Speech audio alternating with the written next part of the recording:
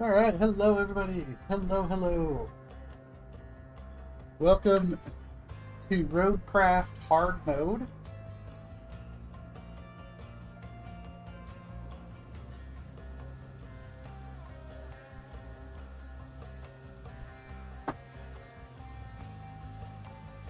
Alright, shall we, let's get started, shall we?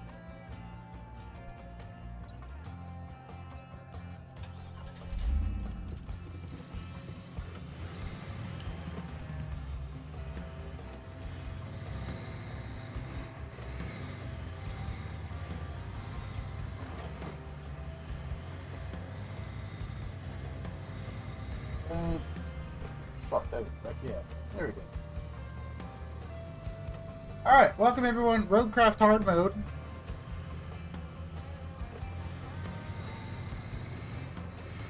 I've gone ahead and turned on every possible setting for hard mode. This will be as hard as it gets. Turned on vehicle costs, we turned on fuel costs, fuel consumption, we got gearboxes, we got the whole shebang. It's all maximum hard mode. This is as hard as Roadcraft gets. This is going to be an interesting adventure. Curious to see how it goes. Enjoying the sights? I often hear they're the best part of your job. At least your job has a best part. I have to make do with cheap coffee and a broken AC. Ready for your next mission? Well, aren't you lucky? Investigate the phosphate plant. Not too exciting, but who am I to argue, right? Go take a look.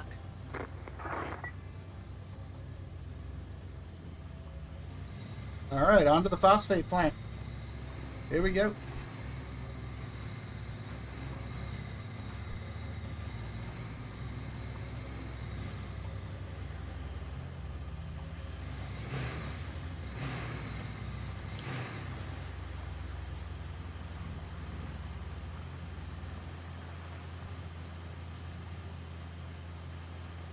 So we're gonna basically be starting over. I know I had was working on Sunken the last time we were playing Roadcraft on stream. I kind of put that on hiatus because I knew the hard mode was coming, and I figured that would be a much more engageable challenge to not only watch but also participate with as well. So yeah, here we are, Roadcraft Hard Mode, which means we have to start over. We gotta do these first two maps.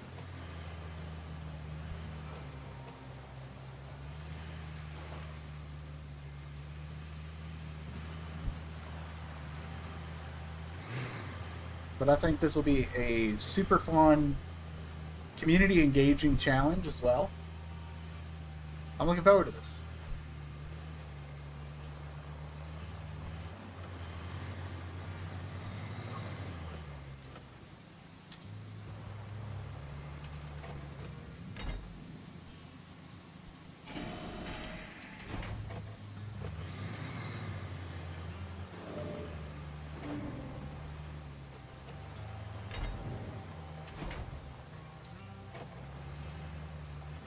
Let's get these doors open.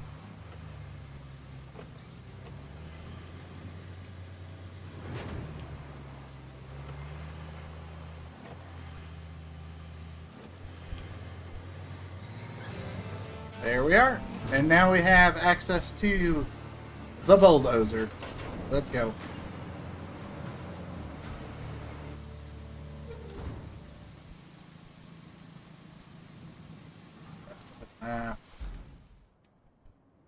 Yep, there we go. We'll go ahead and track that, and let's go ahead. There we go. Now can I jump in the bulldozer? Or not? Oh, I think he wants me to actually drive to it.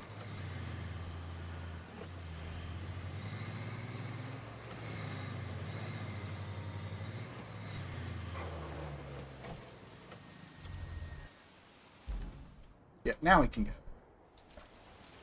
I know how to use the dozer. Hey, you're not a bad navigator.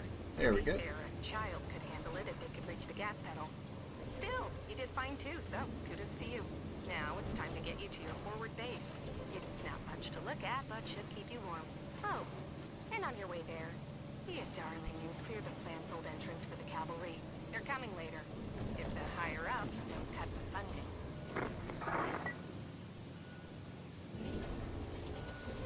Move this car out of the way a little bit more here.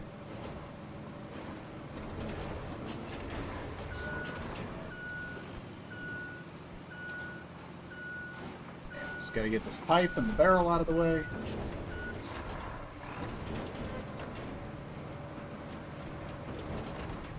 Let's move that roll down the hill.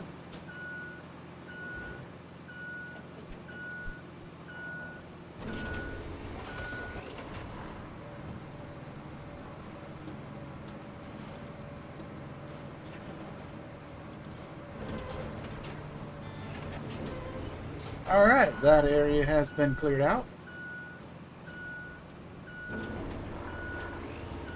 Let's go ahead and go park this dozer somewhere. I don't think we need it for the rest of this map.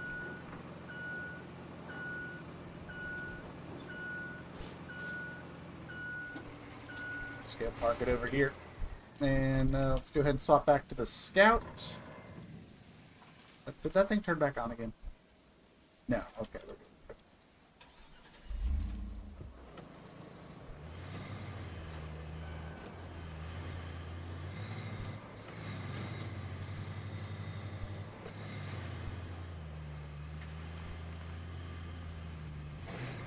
Alright, and up to the base we go. Up to the outpost we go.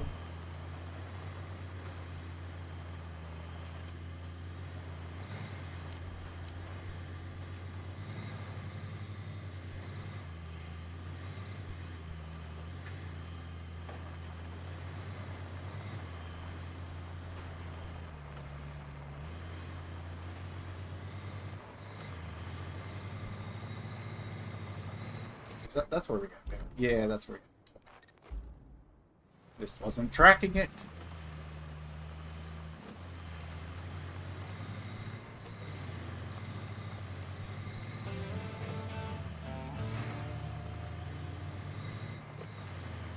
Go. Welcome. The good news is, you're in charge now. Bad news is, the storage and allocation of resources are all on you. So, use them wisely. And remember, a penny saved is a penny earned. For the company. Well, for the your company. Next job. Storm's rolling in, and we need to build a flood wall before it does. Before it rolls in, I mean. Storms seldom build walls. First, we need to plot a route from the base to the phosphate plant. Once we do that, we can deliver the crane parts to make the wall. Okay, let's see what we got here. We gotta build a route. Let's go ahead and start with the route. This just has to go to the phosphate plant. Actually, I need to... No, we're good. We're good. Okay. Because I know there's a door down there that we have to open, but I think we're good here. So we can go ahead and get this route going. So we get all those nice rewards from the route.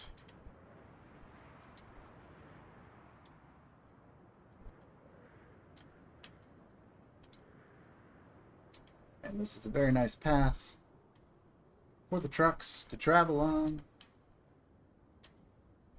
because we do not have any roadworks equipment on this first map. So everything should work just fine here.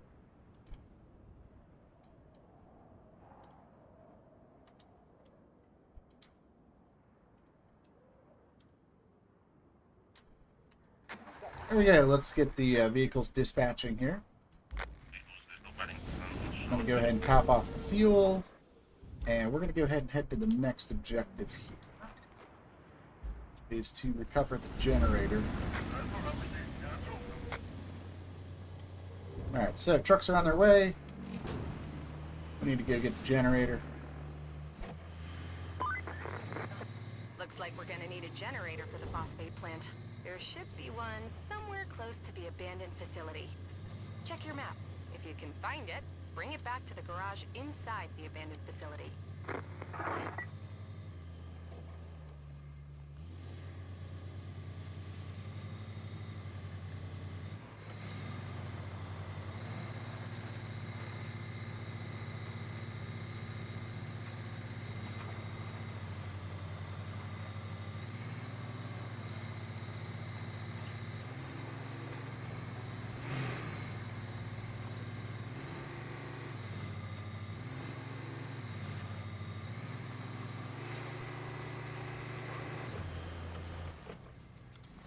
know where I'm looking for.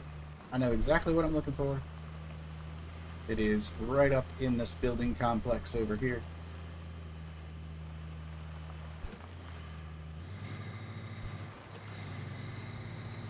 It's actually right up there. I can go ahead and object scan. And there it is.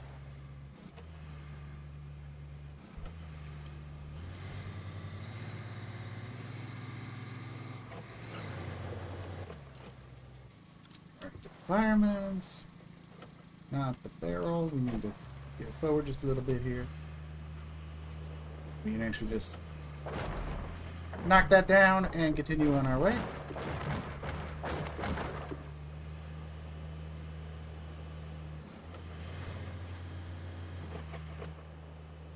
Let's go ahead and get this one knocked down.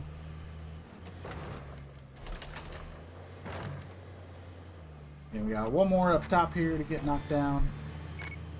And our first convoy has been delivered as well, so that is perfect timing.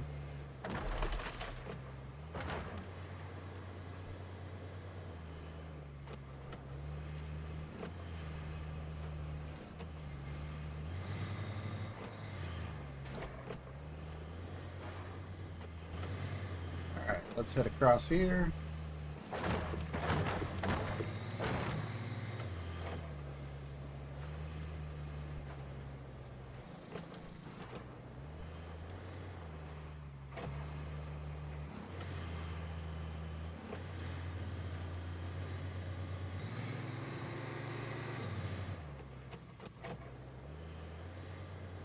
Alright, we just need to grab the box here.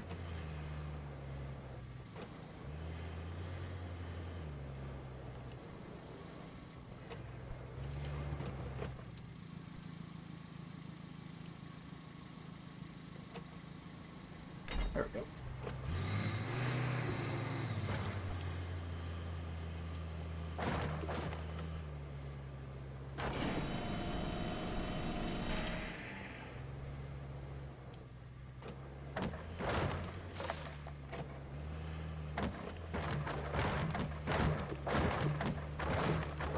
Alright, now we just need to knock this down.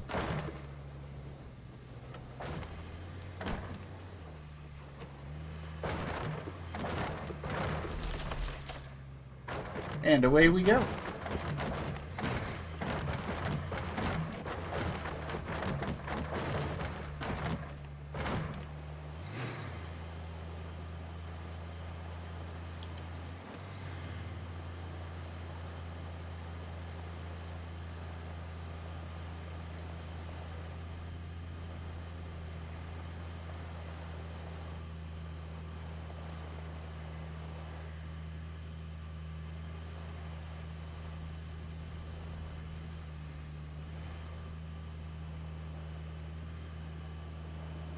There we go. Let's get this delivered.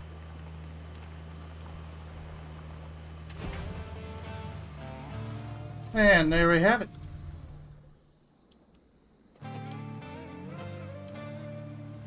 Alright, that is the first part done. You wrapped up all the prep work nicely. I knew I could rely on you, which is especially great since I had nobody else to rely on. You're the only contractor in the sector. The fate of everything rests upon you. No pressure. Besides, the only thing left to do I'll move is to you build out a of the flood wall way. before the storm hits. First, And we you'll need to scoop up grade a some route. concrete slab. There should be plenty around your base. Naturally, you'll want to use the crane to move them. Then you need to drop them off in the loading area. Easy as pie, right? I could go for some pie. Anywho, the generator's in working order, so now you just need to make sure it's delivered. Shouldn't be too hard. Just plot a course from the workshop to the phosphate plant.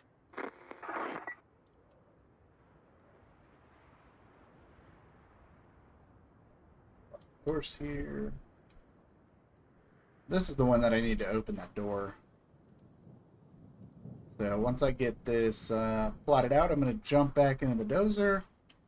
We'll get this other set of doors opened up. And then we'll move on to the next objective.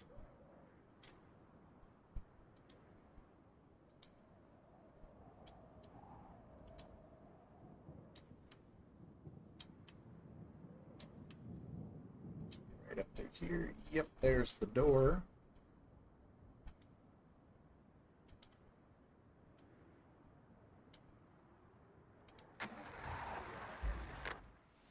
Alright, let's hop over to Dozer. Don't need you. I need Dozer.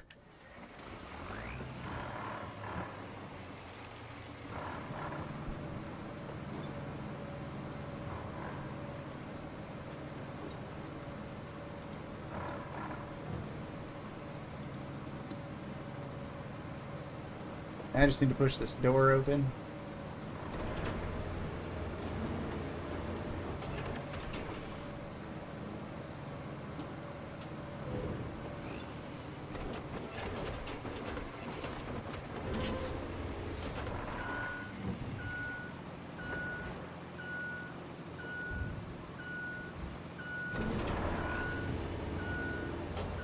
And then we just need to get out of the way.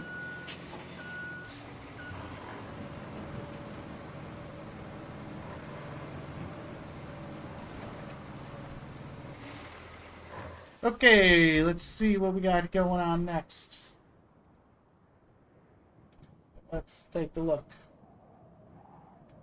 We gotta move the concrete slabs, which means we need to hop in the mobile crane.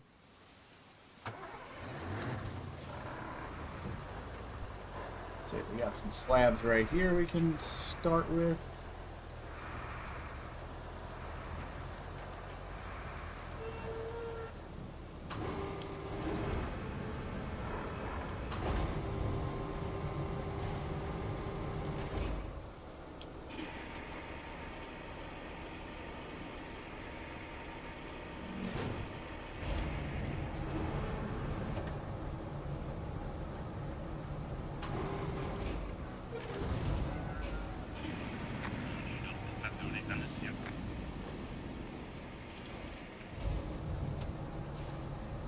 I can get rid of this box on the screen. It's kind of annoying, but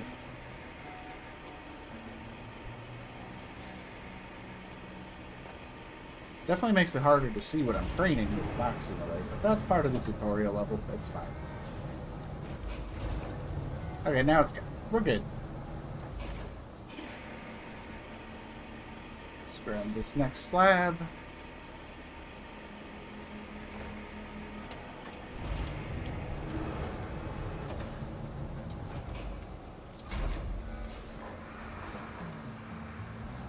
Alright, I just need to grab 2 more.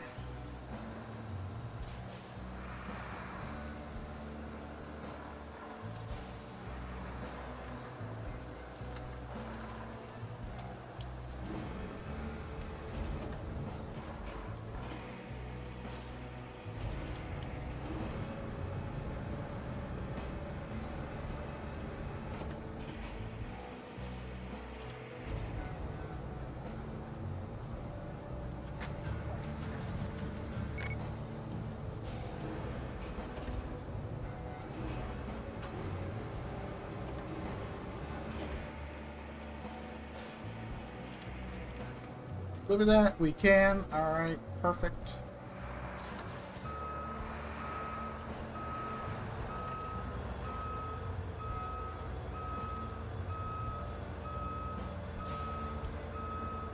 Alright, let's just go grab one of these over here.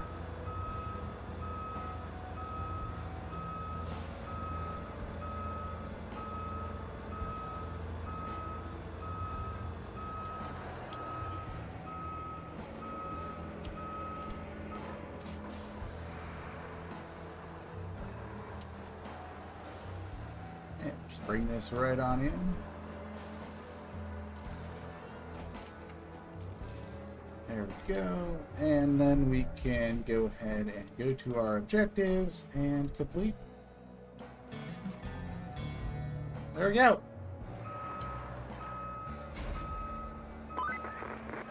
Looks like you'll need to do some hauling. Take the cargo truck and load it up with the concrete slabs and steel beams. Then deliver it to the phosphate plant. And if you're in the mood for extra supplies, you could plot a route between the warehouse and the forward base. It's not essential, but it'll make things easier for you in the long run. Alright, let's go ahead and get that route up and running.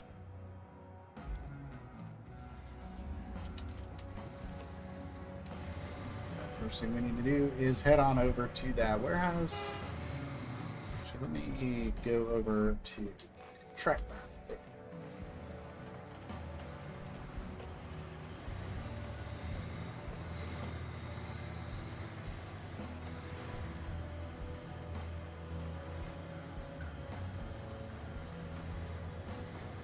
So if we head out through here,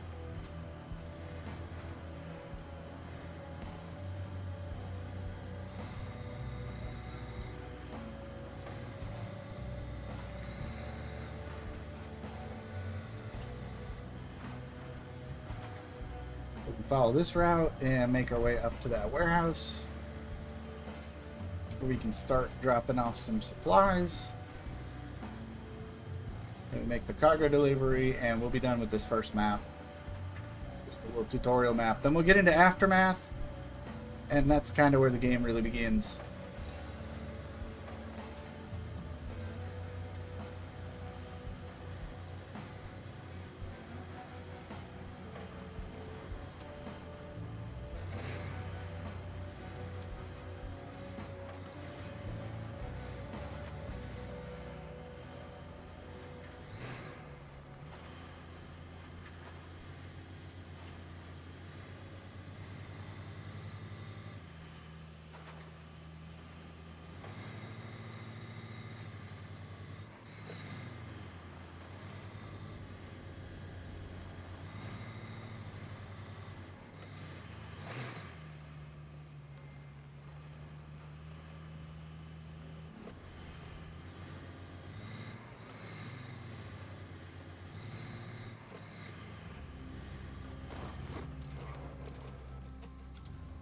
Alright, there we go. And then we just need to do the route.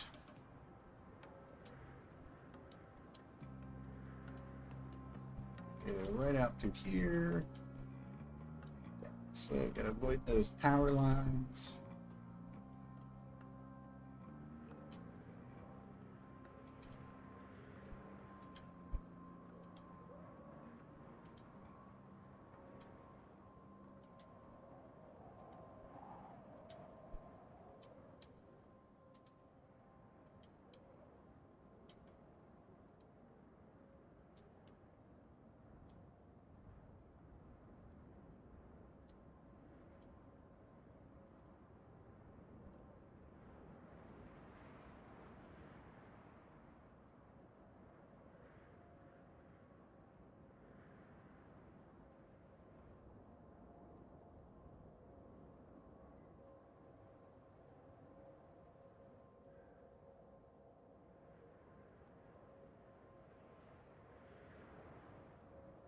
Just,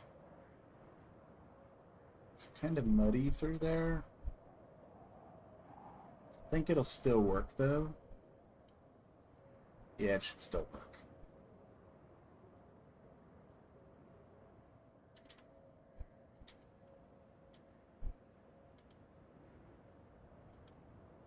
I don't think the I know I have the harder convoys turned on, but I don't think they can get like super stuck. But just in case, we're just gonna bring them around the mud pit.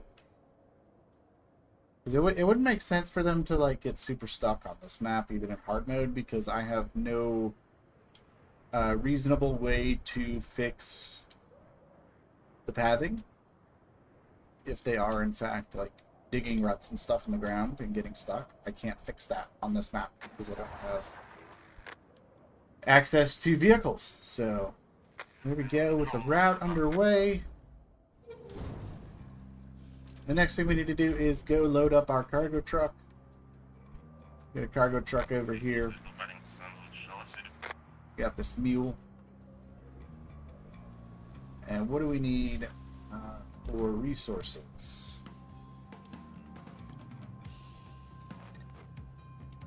Three slabs, which are right over here.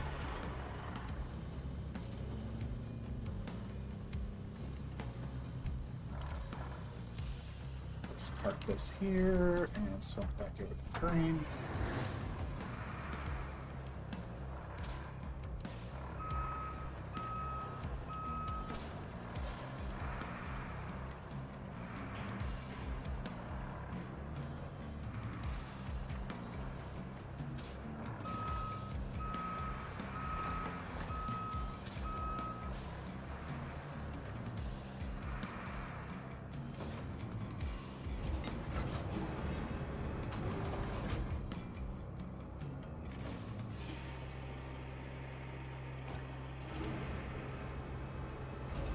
Alright, let's get the truck loaded up.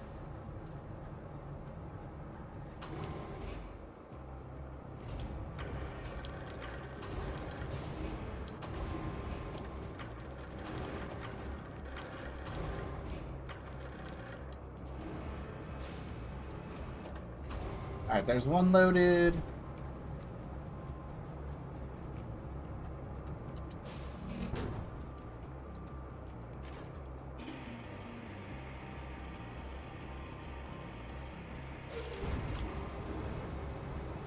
Let's get number 2 loaded.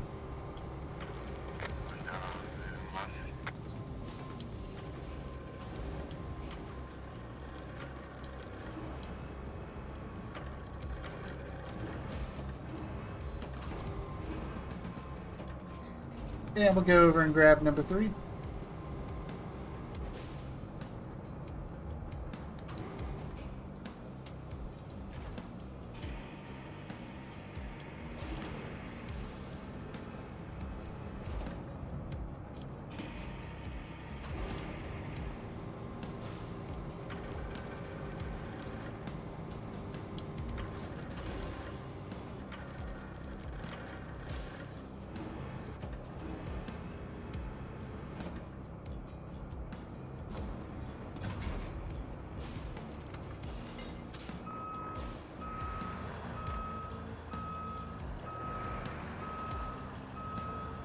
Alright, and then we need to get 2 steel beams.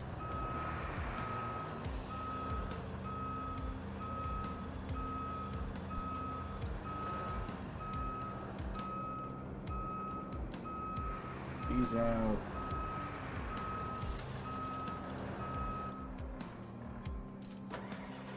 Bring the truck over.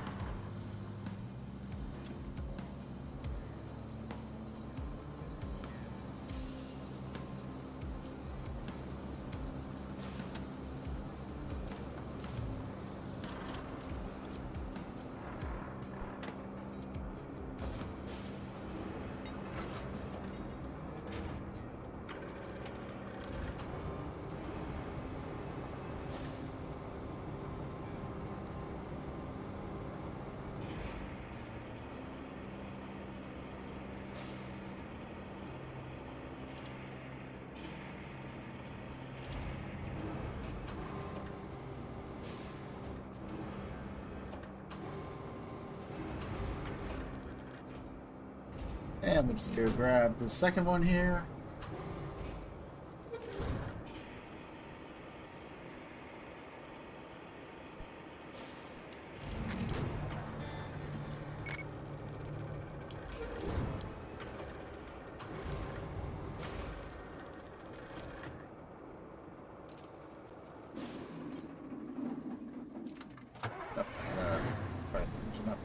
Fold. Shut it off. Just jump in the mule. Let's go ahead and strap that cargo down. And make our way down.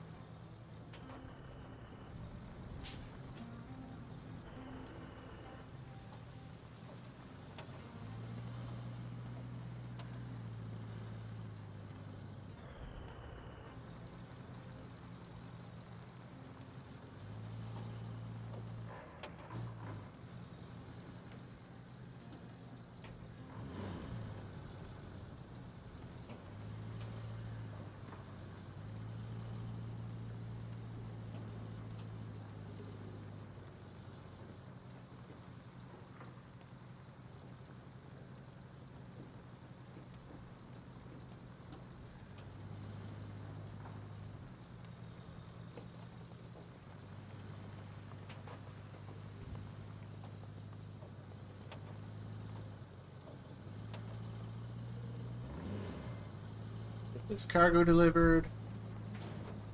Move on to the next step. We're almost getting to Aftermath, where the bulk of the game begins.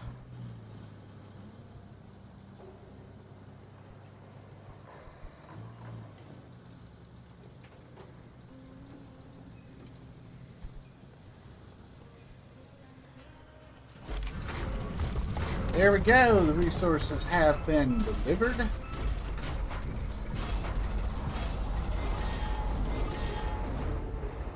We got big cranes.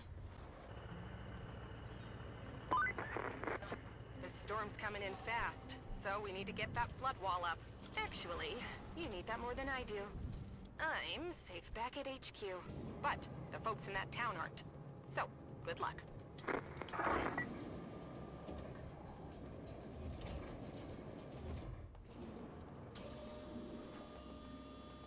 Hey, let's pick this up.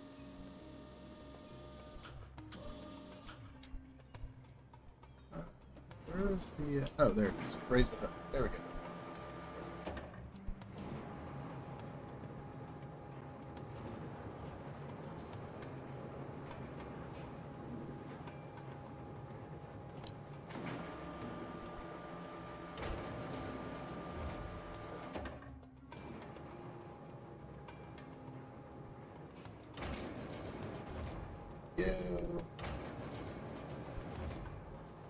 We got 2 more of these to grab.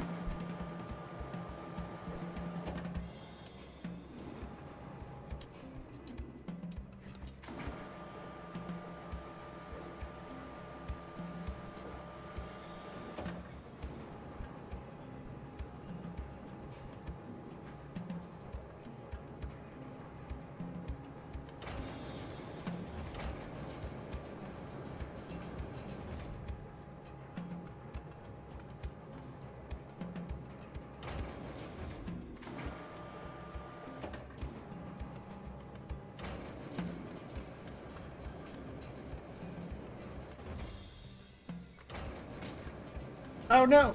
Oh! Ah! It changed on me at the last second. It was green.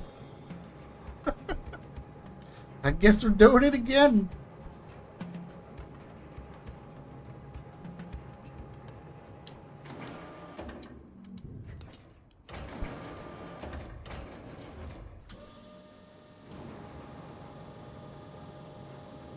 Alright, let's try that again. This time I'm going to make sure it's in the right spot. I'll wait a second before we actually drop it into place here. It's kind of spinning around a little bit. Let's get it off this ledge.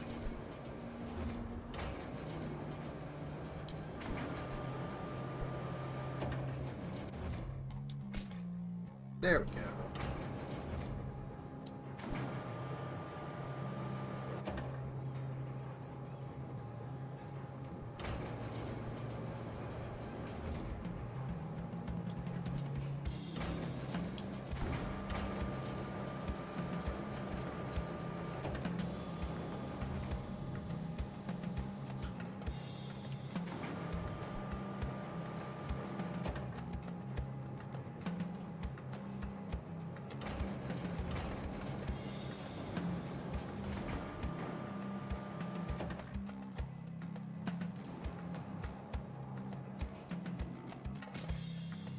Alright, there we go. Those 3 are in place. We got 1 more crane to jump in here.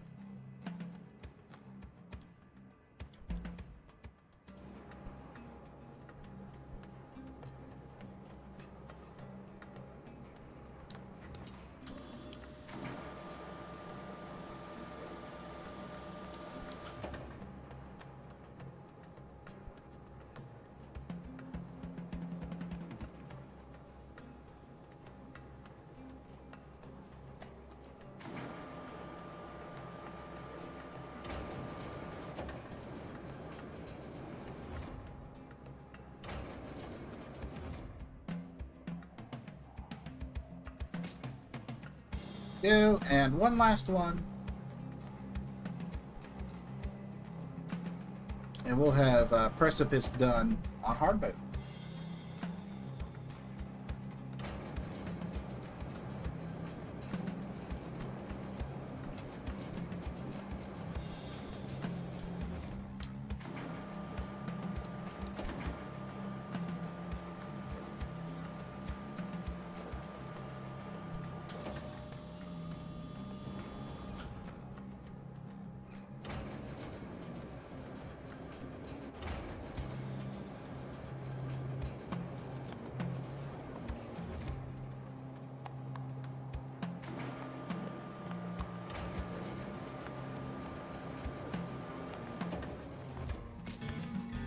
There we go.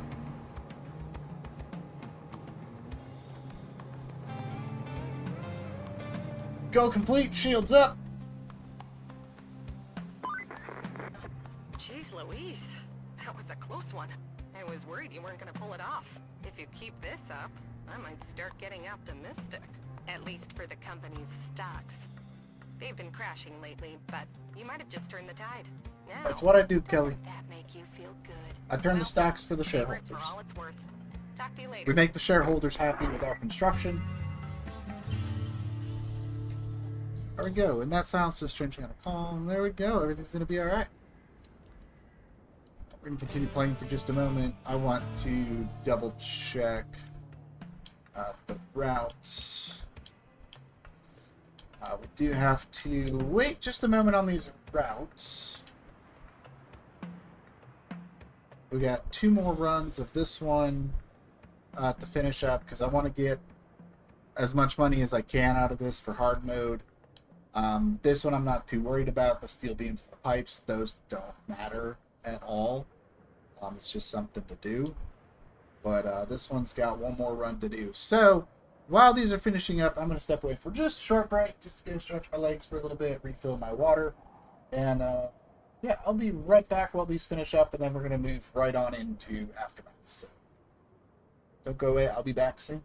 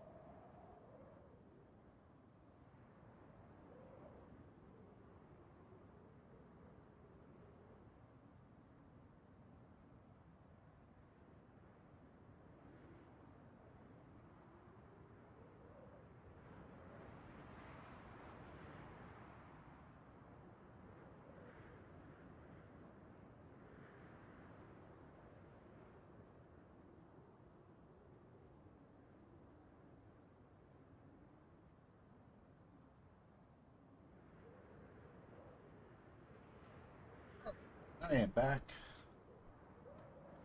Let's see our progress here. It looks like we got all rewards received. Are still waiting on this one to finish. We got 1 more route on this one to finish. The truck is right here, so let's check in on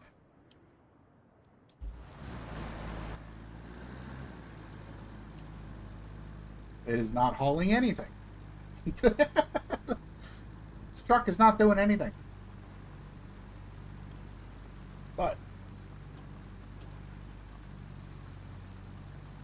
Once it gets there, we'll have all the money and the XP from this map, and we'll be able to move on.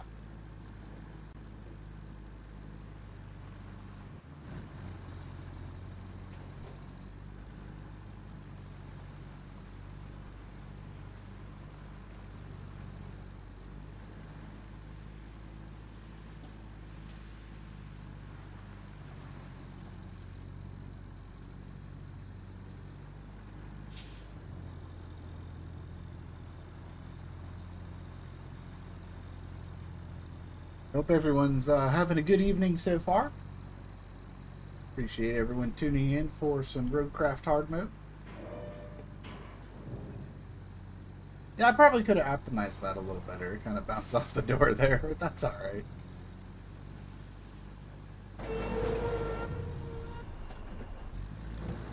Get this truck in.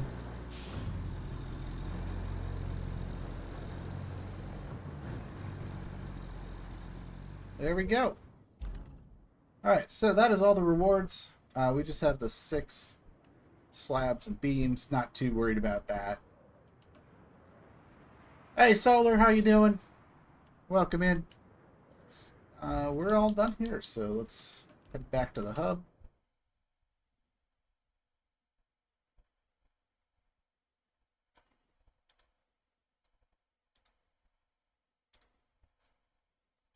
I'm doing very good. Doing very good. We're just getting things going on Roadcraft Hard Mode here. Having a really good time with this so far. And yeah, here we go. Precipice is fully done, so that is perfect. So let's go ahead and move into Aftermath. Unfortunately, I had to start Roadcraft over to do Hard Mode, but I don't mind too much.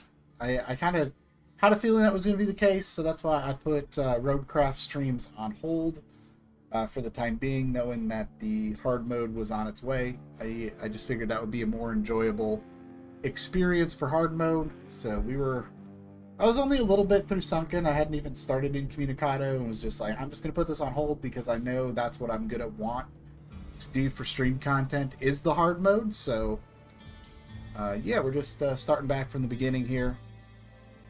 And having a lot of fun with it. So, the new stuff in hard mode, there is fuel. Fuel is the big one. You have to manage the fuel levels on your vehicles. There is increased convoy difficulties, so the convoys do wear out the routes a little bit more. So you do have to make sure the routes are in tip-top shape to get the convoys going. On top of that, there is a gearbox enabled that you can see on the screen right now. And there are also money changes, so you don't make as much money from the missions. Plus you have to pay for fuel. And then on top of that, there is also a increase to bridge requirements. So bridges require more materials. And then, actually, I think I can just go... here we go. Difficulty. This is what we got. Yeah. These are the difficulty modifiers here. And then the last one is the quarry zone size. So the quarries are smaller, so you have to actually drive to the quarries to get sand and stuff. Yeah, pretty much. Pretty much. It's a lot of the SnowRunner mechanics with the fuel and fuel cost, and then just increased radiuses for the quarries, and also recovery rules. I have it set to impossible, which means I cannot recover to the mobile vehicles, and it costs 10,000 credits to actually recover a vehicle, and I have increased vehicle costs as well. So vehicles cost more, and I don't make as much money, which is going to make it a little bit more meaningful when it comes to, hey, it's time to purchase another vehicle. Yes, 10,000 to recover a vehicle to an outpost.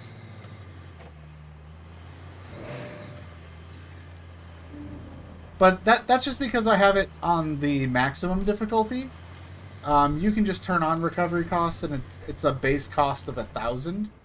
But I have the maximum difficulty turned on, so. Oh yeah, it's It's complete robbery, absolutely. But it's designed to make it so you have to be a little bit more careful with your vehicles and not just fast traveling them across the maps. So I kind of like that. I like to play without recovering my vehicles to begin with, just because it's more fun to kind of move them around. So it does add a little bit more the strategy and things like that. I've been having a good time with it.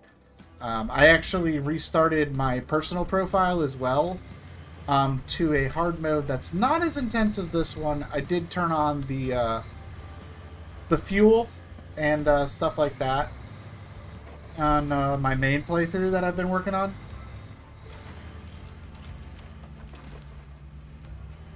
But for the stream, I wanted to go full-on maximum hard mode for stream. We can also get the community involved as well. We can get a big crew together and work on this. So it does. It does. I kind of appreciate that a little more as well, because it does make you kind of have to plan things out a little bit more, especially with the routes and the roads and things like that. So you're just really making sure you get everything smoothed out, running, and just really more emphasis on just getting infrastructure up and running, more so than anything, because you want to set up fuel stops and things like that. Currently, you can refuel at the garages. There are also the recovery vehicles that you can purchase. Some of those have fuel supplies on them as well. For mobile fuel ups, there's also a big fuel semi-trailer as well that they added. So there's a lot of just getting resources up and running and things like that. So I'm looking forward to seeing how the challenge develops. But so far I've been really enjoying the changes so far. It's made the game way more enjoyable to me, because there's just a lot more planning that goes in place, and I really like the planning stages of it. Yeah, it's way more accurate to a real... it's more of a simulation at that point, really, which is kind of awesome. It kind of takes it from less of a game to more of a simulation, and I really appreciate that.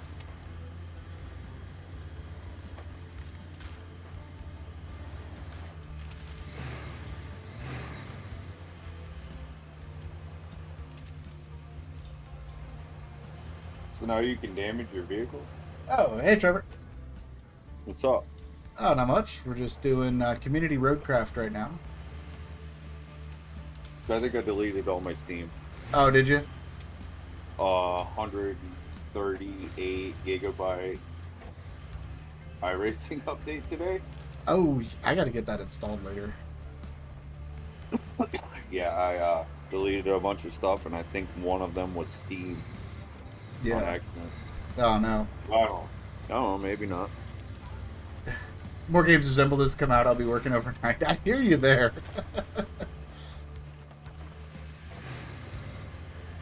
Yeah, I really like the hard mode changes so far. So do you damage your vehicle? No, there's no damage to the vehicles, so I don't know if you heard me going over the whole breakdown of hard mode or not. Not all of it, no. Oh, okay. They added fuel management, so you have to manage the fuel in your vehicles, and you also have to pay for fuel. You can also make it so you don't get paid as much, and increase the cost of the vehicles, and also just make it more expensive to actually recover if you get into trouble. That doesn't sound very fun. It's a little bit more realistic. I mean, not if I own a tow truck. Well, then, if you own the tow truck, you just go tow your vehicle out. If my buddy has a winch, he can come winch me out. True. Oh, no. Oh. Oh. Looks like you're winching. I am winching indeed.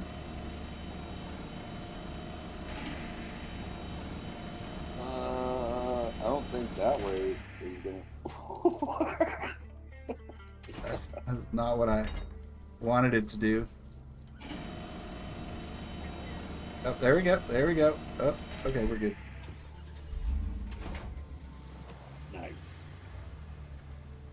Good recovery. Thank you. That's what I do best. Just remembered the Ford tow truck incident. What is the Ford tow truck incident? Oh, was that? I think I remember that. There was like a video of a truck or something that fell in a harbor, and they went to get it with a crane, and they didn't anchor the crane properly, and that fell in the harbor, so they got an even bigger crane, and that fell in the harbor, so they had to get another really big one to get everything out of the harbor. I think I know exactly what you're talking about there. You think somebody got fired? Probably.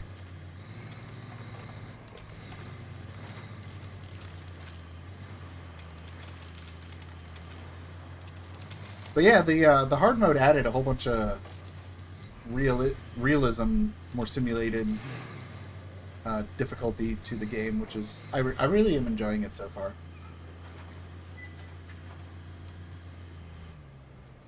They had to pull each truck individually. Yeah, I imagine that's how you would have to do that.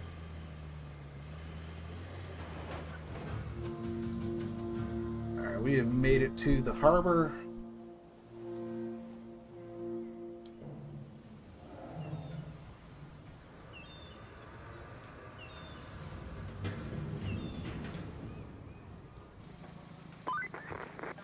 You might have noticed we've deployed some additional support.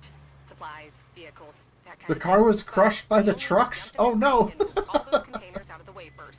And then you'll need to check the road from the harbor base to the transit point and clear out any hazards. Once that's done, you can plot a route for our vehicles. Okay, yeah, so here at the garage, it is $4 per liter to refill the trucks. So it's pretty pricey to refuel.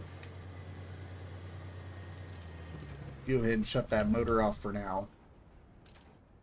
We gotta jump in this crane. And I gotta move some boxes.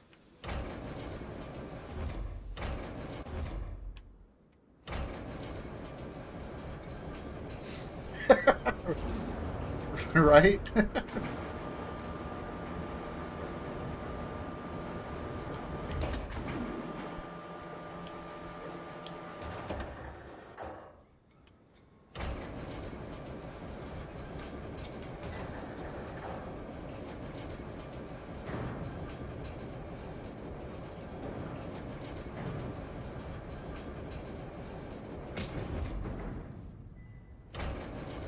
I need to move this camera because from that angle, the left and right were like completely inverted on me. Moving it to the right to go left. Just move that real quick.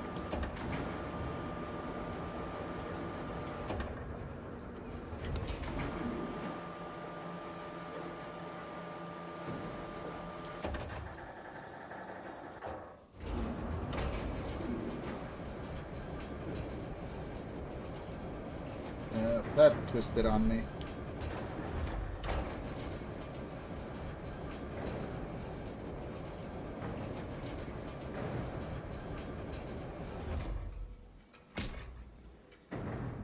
Oh, don't do that.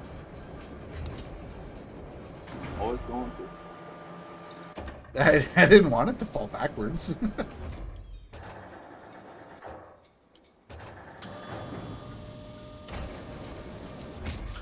There we go. Oh, I almost made it in the water.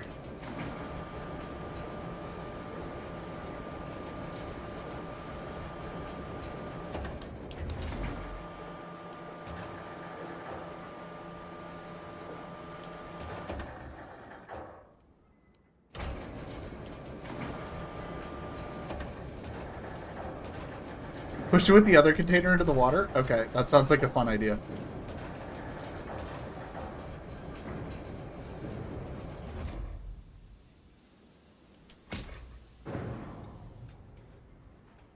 It didn't quite work. Close enough though.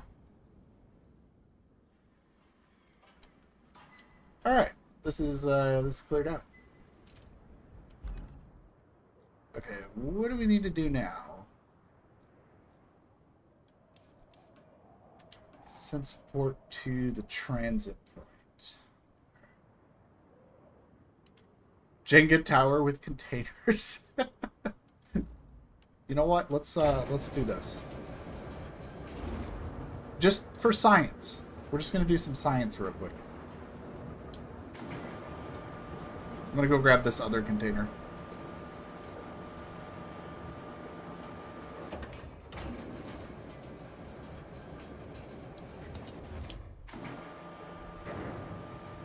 Well, Joe, I will watch you on YouTube, but I'm about to go eat. Okay. I appreciate you stopping by, Trevor. Yeah, man. Have fun with that. Thank you. Yep, we'll see you. Yeah, we'll see you. Does it transfer? I think so. But I won't necessarily need to do that right now because I got a third container that I can just use to push one into the other. Oh, we got 2 of them in! Alright! So if I move this one really fast and fling it. Now, I couldn't get all 3 of them in, but you know what?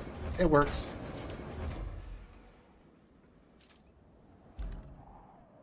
Actually, what we could do... Oh, got it. Just for science.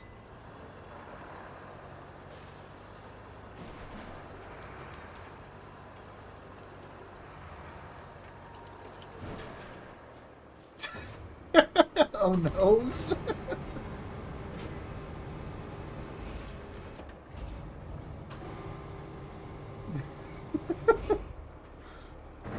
It is just entirely science right now. Can I put all 3 of these in the water?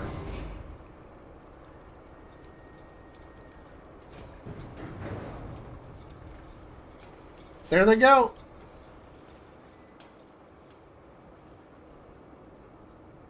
All right. Science completed.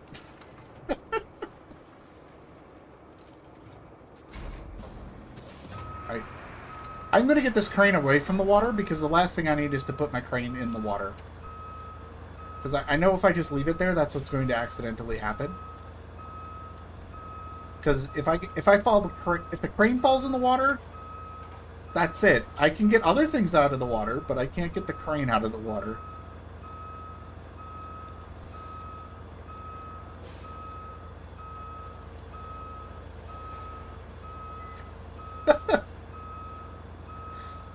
Yeah, just hundreds of dollars worth of cargo. Just, why is it in the water? What are you doing, man? I was doing science. That's what I was doing. Science. Alright, moving on. I'm going to go ahead and just top off while we're here. And let's head over to the next waypoint.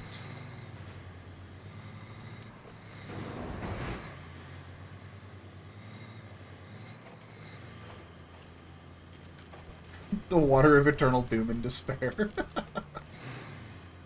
No, it's the water of science. We did science today. The experiment was, can I put these crates in the water? And the answer is yes. You can, in fact, put all 3 crates in the water if you wanted to. I'd say that was a successful science experiment.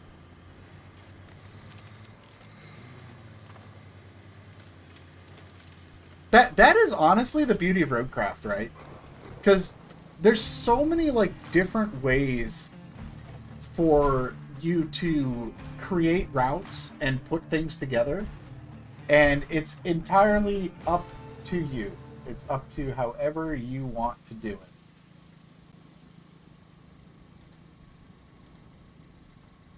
Alright, so we have the dump truck now.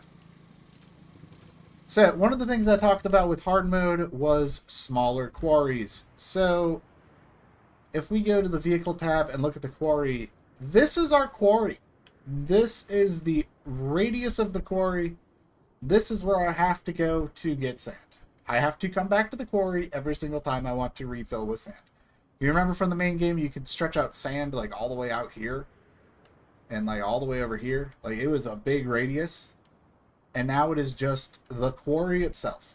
I have to come back to this quarry every single time I want a new load of sand, which is going to make things extremely interesting as we start working on bigger projects and things like that. So, what do we got to do? We got to build a transit point route from the harbor base. So we need to bring this thing around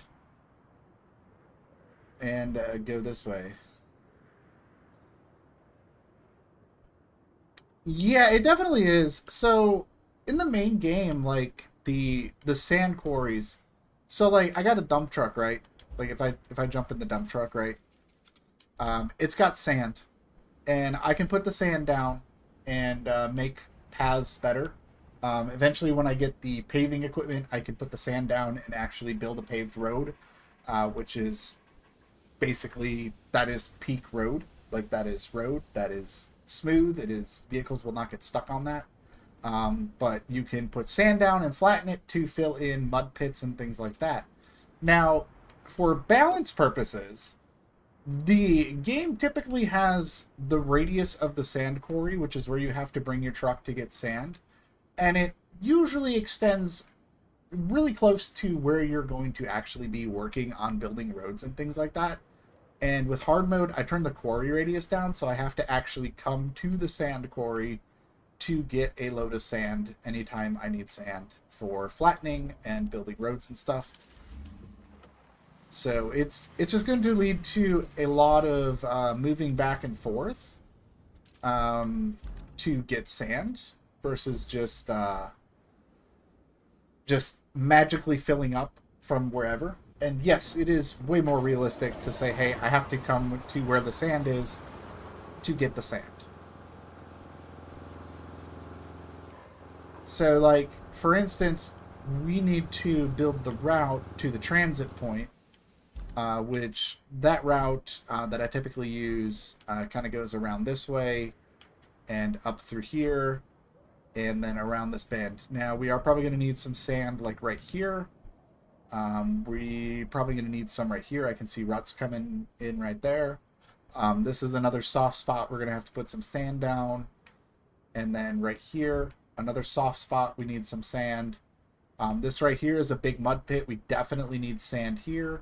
And then we're going to need some sand here as well in order to get all the way over here. This is another soft spot, but this one isn't too bad. So I'm going to go ahead and just put some markers down here. And we're just going to do the flag. And we're just going to put down some purple flags here. Yeah, basically the entire road needs to be reworked. Pretty much, yeah. Oh, okay, that's interesting. Oh, did they change this to actually being route markers? That's so handy. This game didn't actually have route markers before. It was just markers. And now they're actually route markers. That's actually really handy.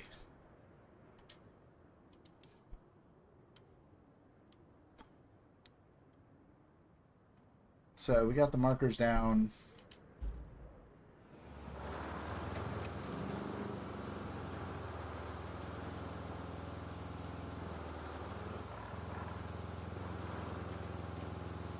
Yeah, I don't get it either, but it's just kind of how the map is.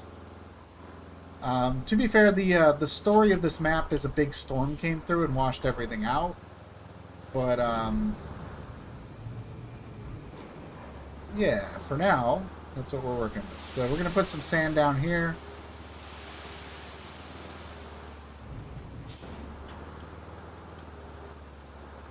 And we don't have like a lot of sand right now, but we can put some down.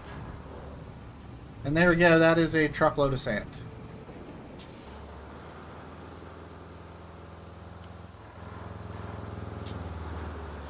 So now we gotta go get more sand.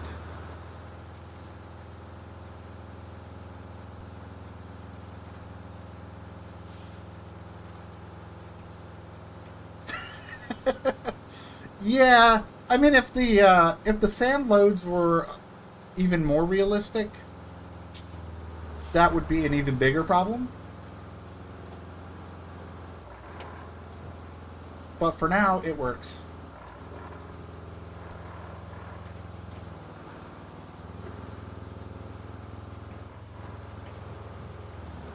Once we get over here, I believe, yeah, we can go ahead and fill sand.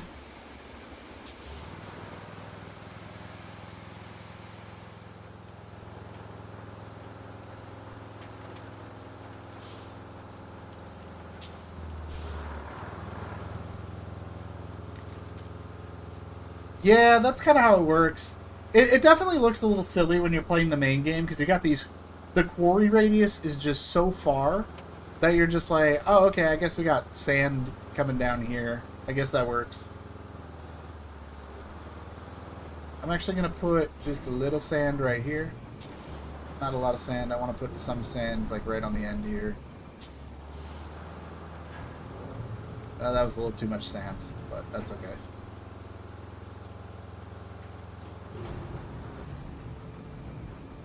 But I can use this to finish up this pit here.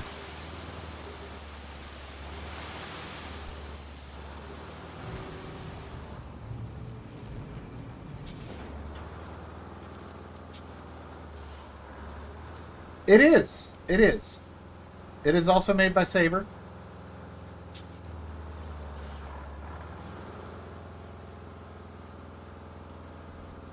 It is an offshoot, spin-off game, just like Expeditions, from the main SnowRunner series. This one is dealing with construction and building roads, making the roads better. And we're currently playing on hard mode, but welcome into Kush Life. Good to see you.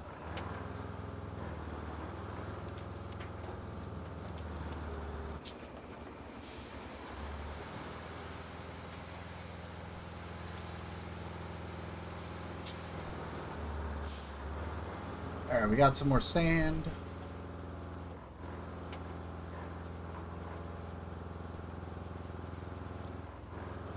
At least the sand quarry is pretty easy to get to here.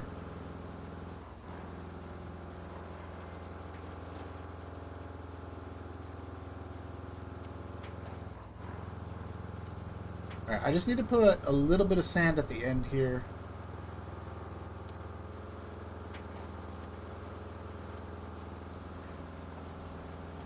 Yeah, Expeditions is definitely challenging.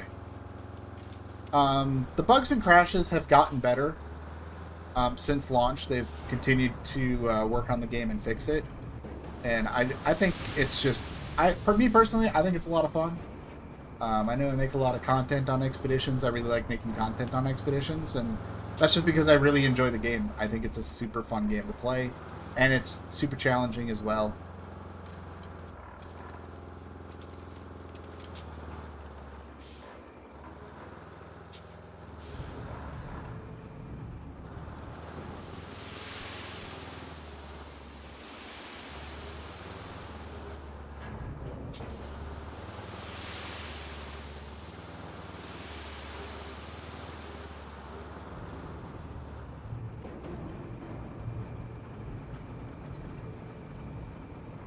Secret ingredients. I have heard about that bug. I have been done with those for a long time. I haven't had a chance to go back and replicate it.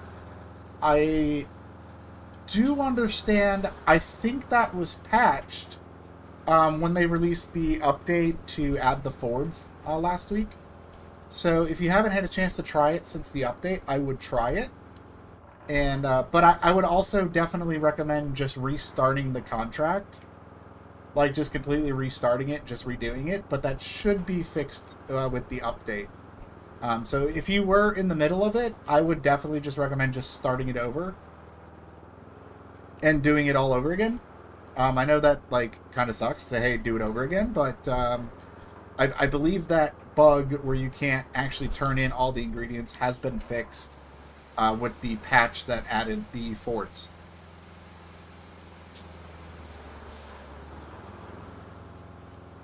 Oh yeah, yeah. I haven't seen that one that bug in a while. But I never had that actually crash the game for me. But I did have a few moments where the cacti in the trees would just fly through the air like their gravity didn't exist, and I thought it was kind of funny. I think there's one of my videos. I think it might be one of the, I can't tell you which one it is. I know one of the videos I actually recorded a tree flying through the air. I can't tell you which one it was though. But I distinctly remember recording a video and getting footage of a tree flying through the air, and I thought it was hilarious.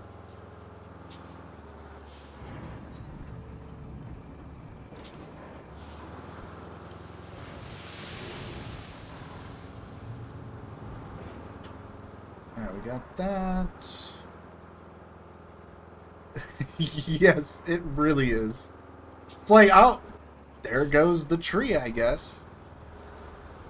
I think we're good up here. I want to just double check one more spot since I got like half a truckload of sand here.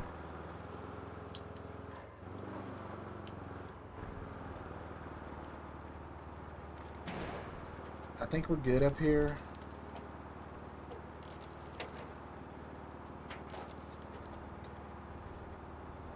What I am going to do, I'm actually going to put just a little bit of sand down right here.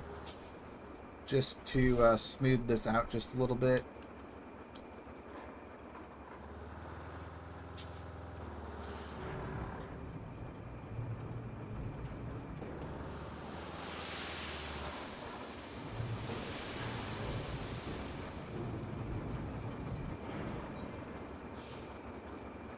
There we go, that sand's in place. POV, the trees are in season and migrating? Yes! That's why they're just flying all over the place. Oh, time to move on to the next grove.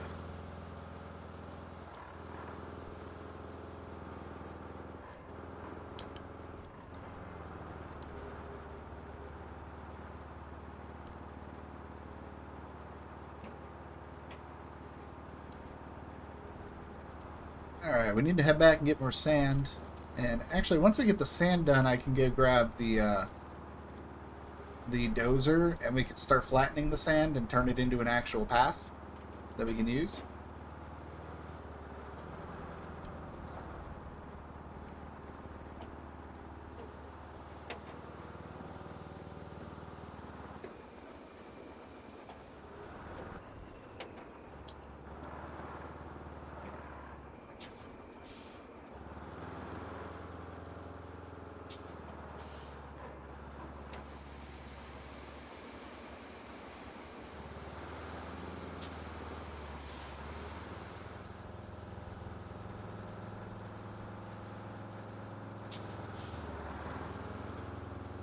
Head on out of here, and we're going to head to the left, and we're going to patch up that road. There's a couple of nasty soft spots there. We need to get some sand in.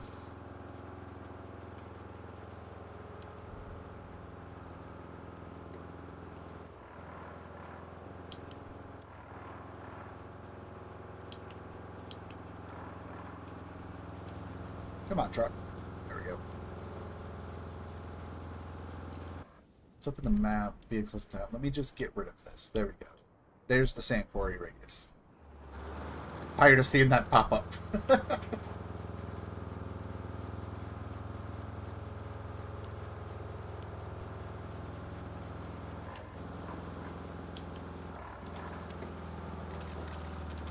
Alright, so we want to head through here. This is all good. I know there's definitely this spot right here that gets really bad.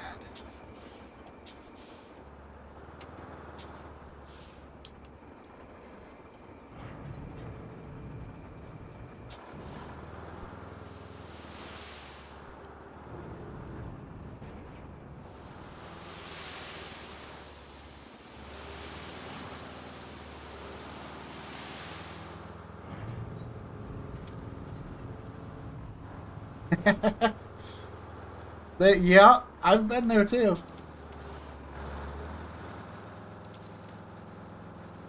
That was the fun part about having siblings.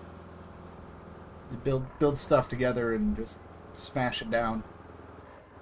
We used to have this big dump truck, and I would just like fill it with sand and move the sand all over the place. It was a good time. And now I get to do it in a video game. I get to just move sand around. Live in the dream. Live in the dream here.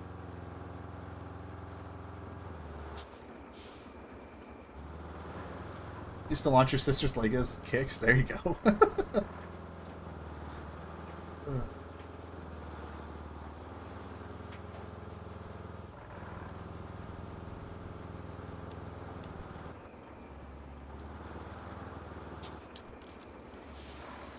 I was definitely the Lego kid in my family.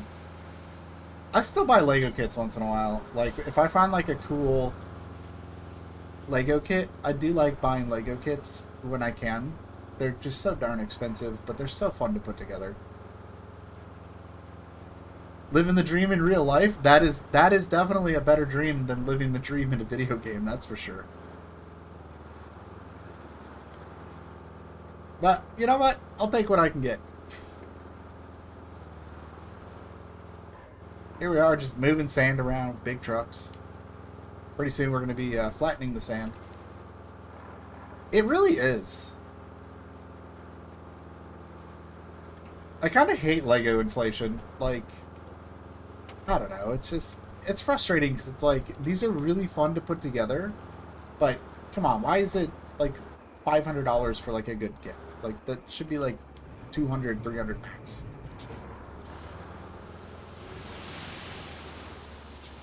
Like, one of the kits I really want the Lord of the Rings kits. I want the Rivendell set. I want the Barad-dûr set. Because I really like Lord of the Rings. And I would love to put those kits together. But they're almost $500 a piece. It's just astronomical.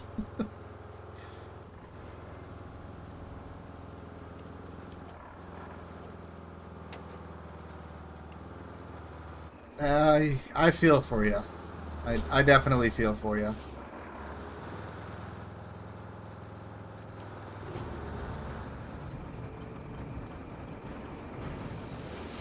Put a little there. Alright, I think that's enough sand to do what we need to do here. Oh wait, there was one other spot I was talking about. Right here and right there. Okay, right there. Let's go get one more load of sand.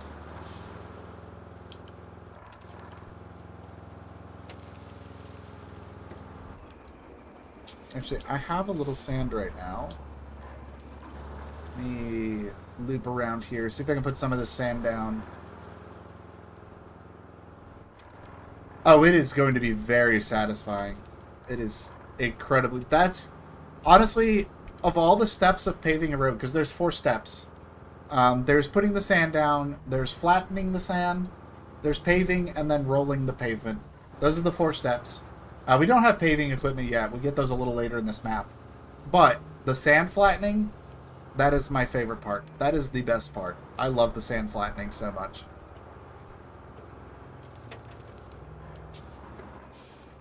I want to put a little bit down right here. Just gonna put a big pile.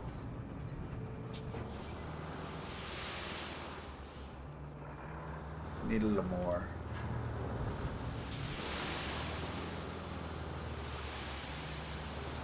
There we go.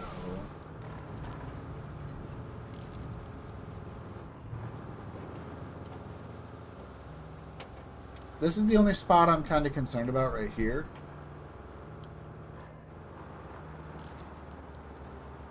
We'll just go get another load of sand. Just kind of moving sand around at the moment.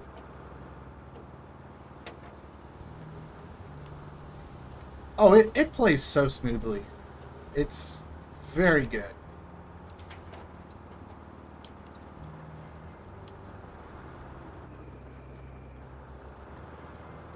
I'm actually I'm playing on the Series S right now, and it plays so good.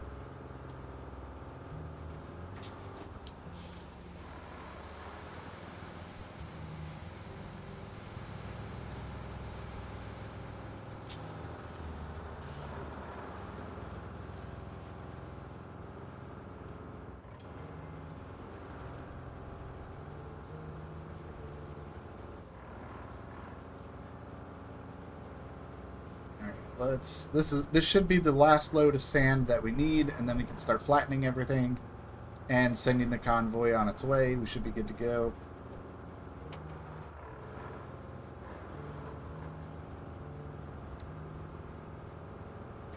Yes, in some ways they have. I mean, it still has the driving experience with, there's, mud pits and things like that that you have to go through. You've got low gear, all-wheel drive, diff locks, and things like that to navigate the terrain. There's a lot of terrain navigation. But what you are dealing with is a lot of just... Here, I'll pull up the map here a little bit. But you've pretty much just got, actually, marked roads that you're using a lot of the places. There's not a lot of, go through the woods to find something, at least in these first couple of maps that I've worked on. And I haven't had a chance to get to all the maps yet because, like I mentioned earlier in the stream, I actually stopped playing the game because I knew hard mode was coming, and I knew I was most likely going to have to start over anyway. But there are a lot of just paved sections of road. Like right up here, this whole section is all paved. So this is really good to use. And then you've got dirt roads that you can then pave for yourself. There is a village on the other side of the map here that's, completely paved roads to kind of navigate and things like that. The map design is really good, and yeah, there's definitely, it's not as, driving intensive as SnowRunner and Expeditions, because those are the kind of nuts and bolts of the game, but where Roadcraft shines is the logistics and management, and the fact that you can just do it however you want to. You've kind of got the task, and you've got it says, hey, there's a route, you got to bring it from point A to point B, and you can figure out your own path on how you want to go from point A to point B. You can build a bridge, you can pave a road, you can fill it with sand, and you can do all kinds of different strategies and things like that to just complete a job however you want to. And that's where Roadcraft really shines, is planning and management and just putting all the pieces together. And once you do, it is incredibly satisfying. So it is time to flatten sand. So we're going to go shut the dump truck off for now.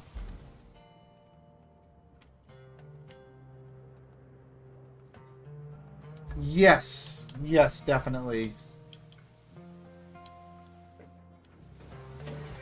Alright, here we go. It's sand flattening time.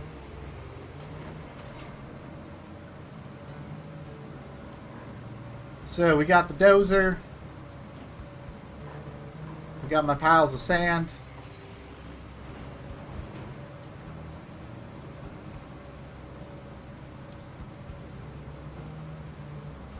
Alright, we're going to start over here. Let's go ahead and put you in sand flattening mode.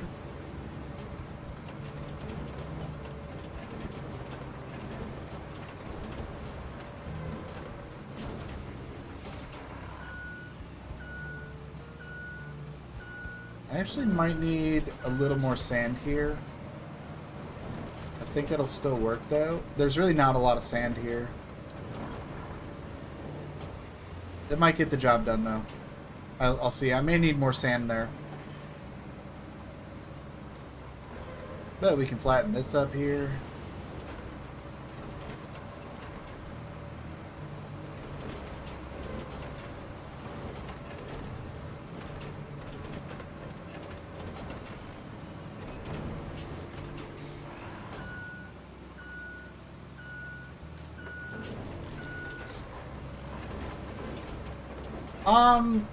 Not necessarily. Because it kind of flattens and spreads out. Because it uses a, it's more of a fluid physic than like a ground physic.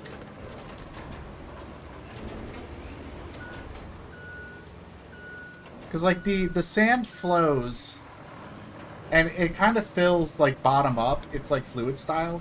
So like if there was like rocks on the road, like if I was to dump sand on these little rocks here, the rocks would sit on top of the sand because how it works is the sand, like it visually looks like it's flowing onto the ground, but it actually comes up from the bottom up. It's just kind of how the yeah, like there's a rock right here. Like I put the sand down, but the rock is on top of the sand because of how it kind of fills bottom up.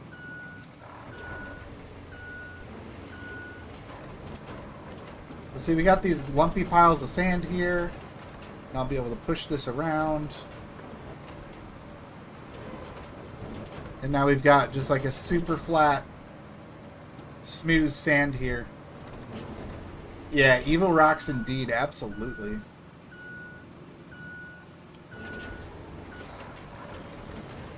And we'll just go over one more time. Kind of want to push the left side a little bit here. Just kind of push that off to the side there.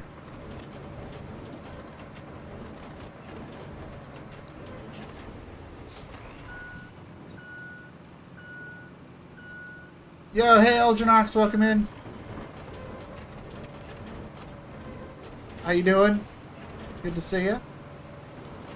We're just flattening some sand right now. I'm doing very well. Doing very well. Hanging in there. Glad to hear it.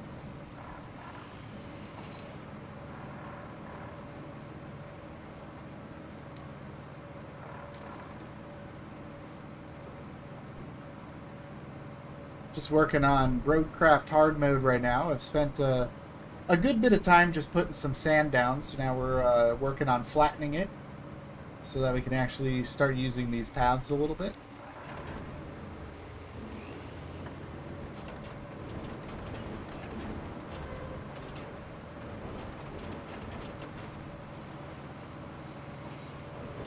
Yeah.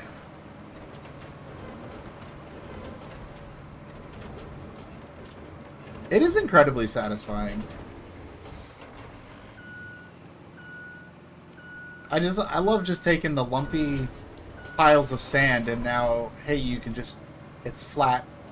You do have to go over it a couple of times just to make sure it's totally flat.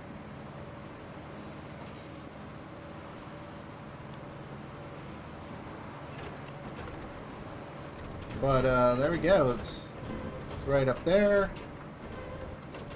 And then, so the center is flat now. We just need to do the sides. I'm going to make this one look very satisfying here.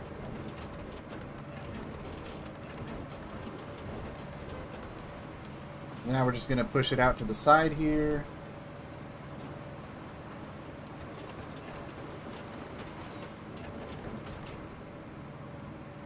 Oh yeah, I hear you there. This is my favorite part. I love just flattening the sand out.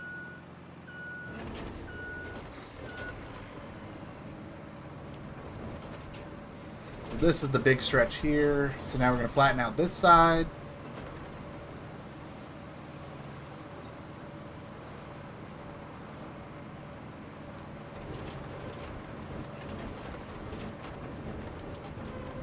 And then, because we did the sides, there is a little high spot in the middle.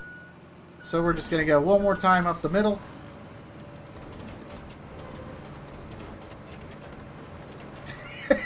Right? Ooh, flat sand.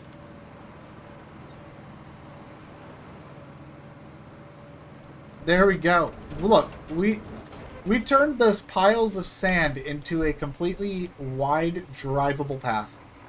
Look at that. That is beautiful.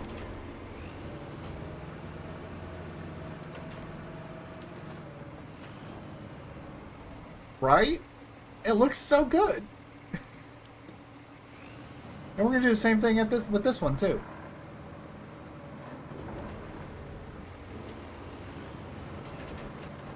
And the best part is, when I get a little bit further here, I'll actually unlock the paving equipment.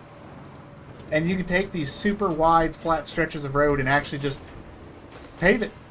You can just pave it. Now you've got a perfectly good, wide road to use.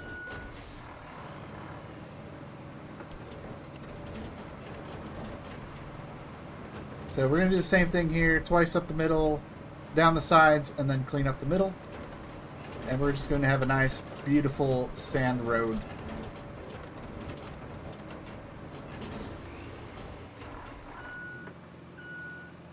Yeah, it's a ton of fun.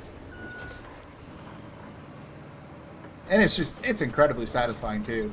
And like I said, the best part about it, and this is why I decided not to like make any guides or anything like that on Roadcraft, and just I wanted to keep it like a stream series, is just because there's so many ways. Like once you get all the tools unlocked in the game, there's so many ways to tackle a task. Between flattening sand, paving roads, building bridges, there's just so many different ways to tackle it that the fun in the game is kind of just coming up with your own solutions to problems, and you can do that however you want to. And it's so fun. And yeah, the flattening sand is incredibly satisfying. We churned up this mud pit, we covered it with sand, and we flattened the sand out to where there's an actual dirt path through this churned up mud pit here.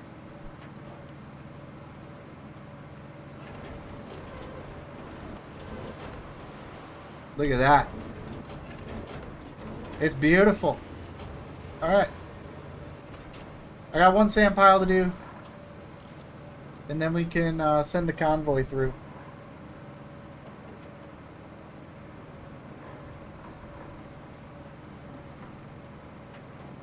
Yeah, for sure. I just, you know, I was looking at it, and after I played Roadcraft for a little bit, and I was just like, because like I know how I do the expeditions videos where it's like, okay, you got to go here, do this thing, like this is like a super optimal way to get a mission done, and I didn't really feel like there was a way to properly do something like that with Roadcraft, just because of how open and sandboxy the game is.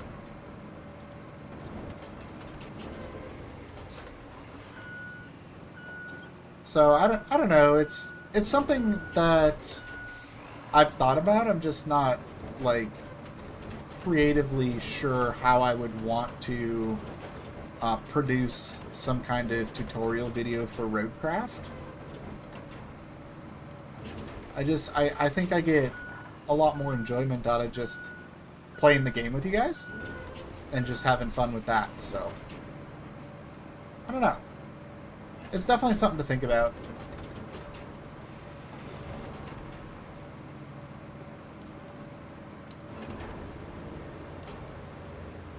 There we go. We got another flat section of road here.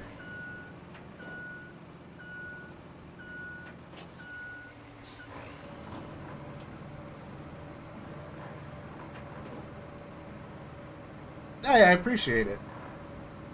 I've spent a lot of work. I still have a lot to finish with season 3. It's been kind of on the back burner at the moment. I've been trying to get the videos together when I have time, but I have sort of kind of put everything into place that I'm gonna start getting the rest of season 3 out in the next like week or so.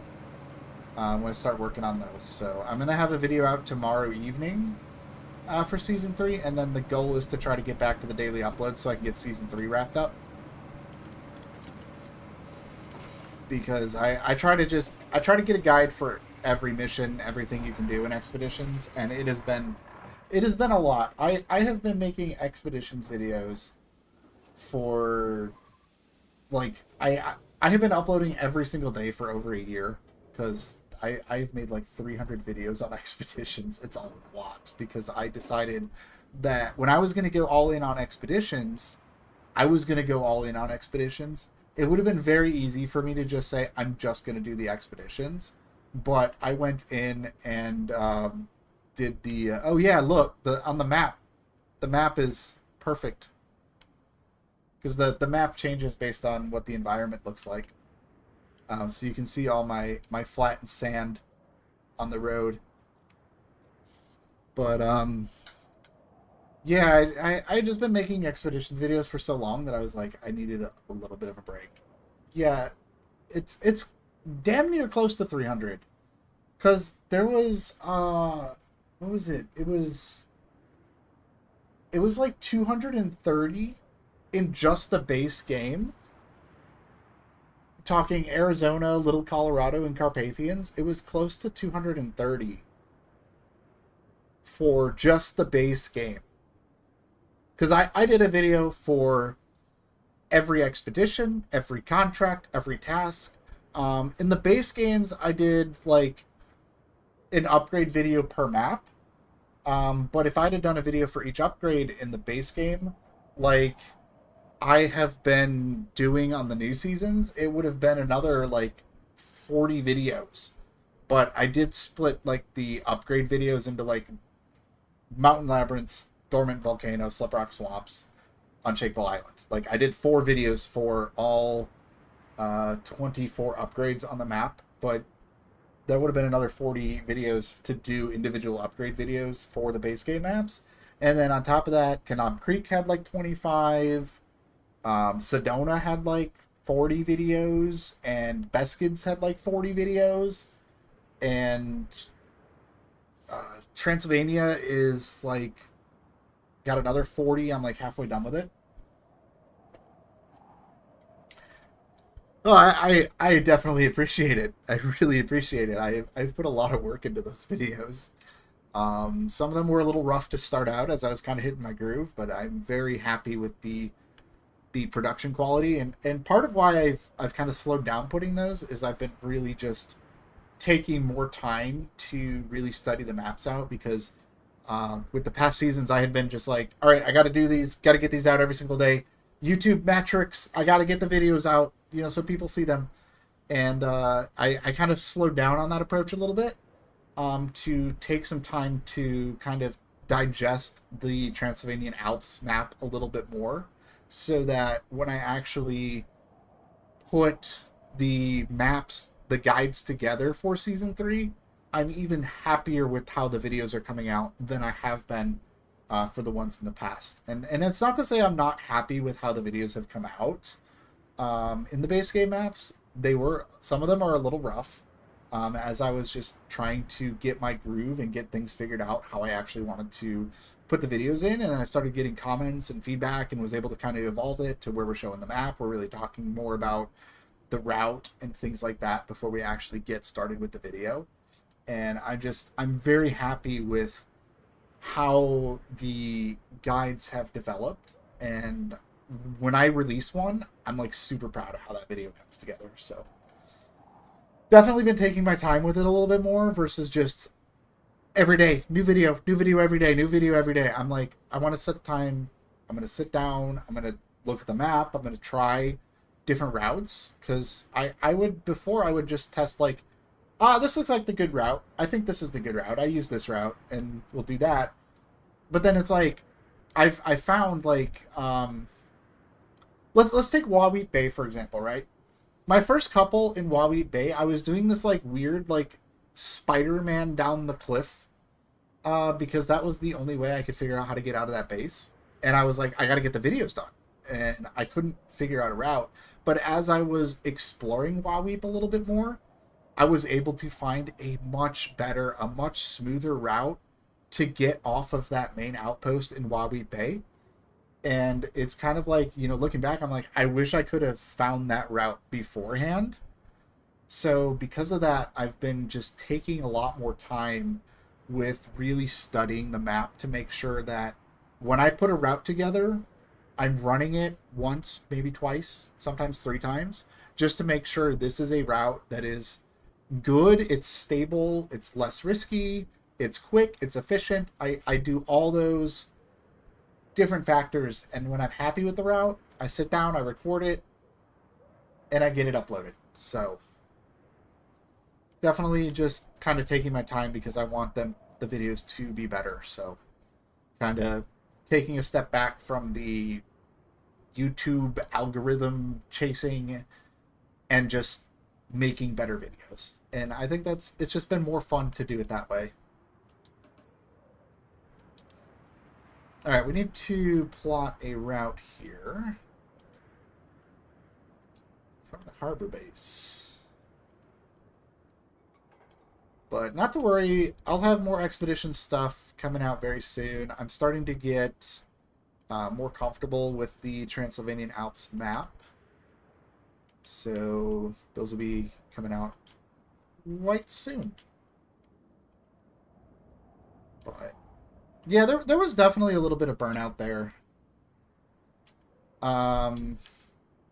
With just making so many videos so quickly. Definitely a little bit of burnout.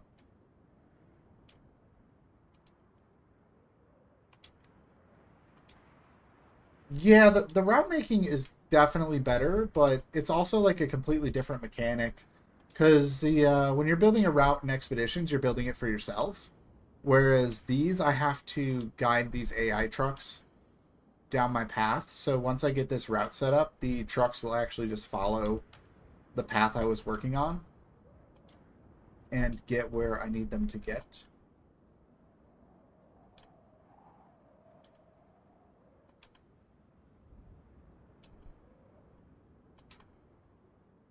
Yes, AI trucks. It is a truck convoy. It's one of the mechanics in this game is setting up the infrastructure and then having the trucks go along your infrastructure to basically provide support for the region. So yeah, with this AI truck going, now he's going.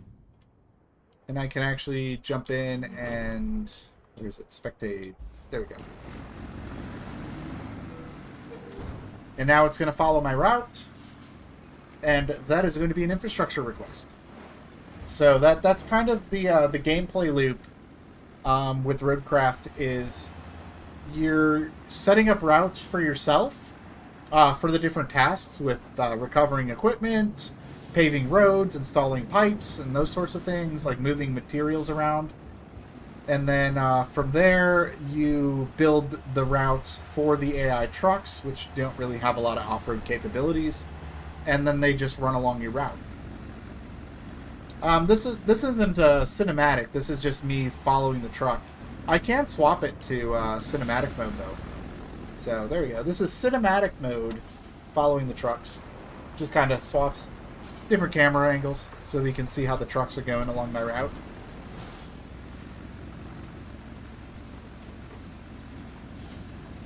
But yeah, that's kind of the main gameplay loop of Roadcraft is you kind of get stuff set up for yourself, and then once you get your equipment going, then you start getting the convoys rolling, and then they're starting to, you know, thematically bring supplies to different areas and towns and things like that on the map. And then you make some money. The convoy runs a couple of times, and each time it runs, you get a reward, whether that's materials, money, XP, or a combination of all three.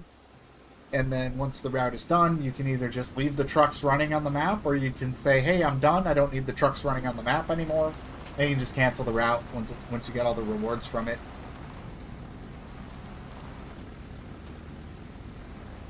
Yeah, it's incredibly satisfying, because, like, we spent the last, like, hour, I think it was, like, the last hour, just putting the sand down, flattening the sand, and then from there we get to watch the trucks follow the route. And they have, like, a little radio chatter when you're driving past them. Like, I'm still sitting in the dozer right now, so when they were driving past the dozer, it was giving me that little radio chatter, hey, we're coming by.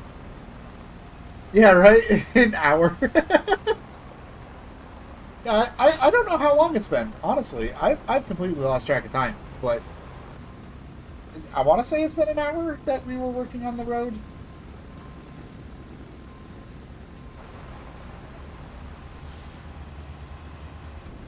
But yeah, it almost is an hour, yeah.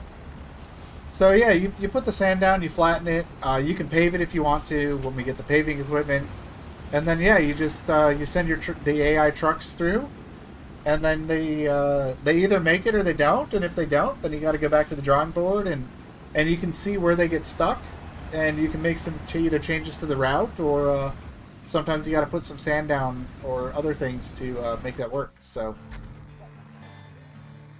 there we go. That is the AI truck route, and now you can see remaining reward. Good job there. We need a base of operations on the other side of the river.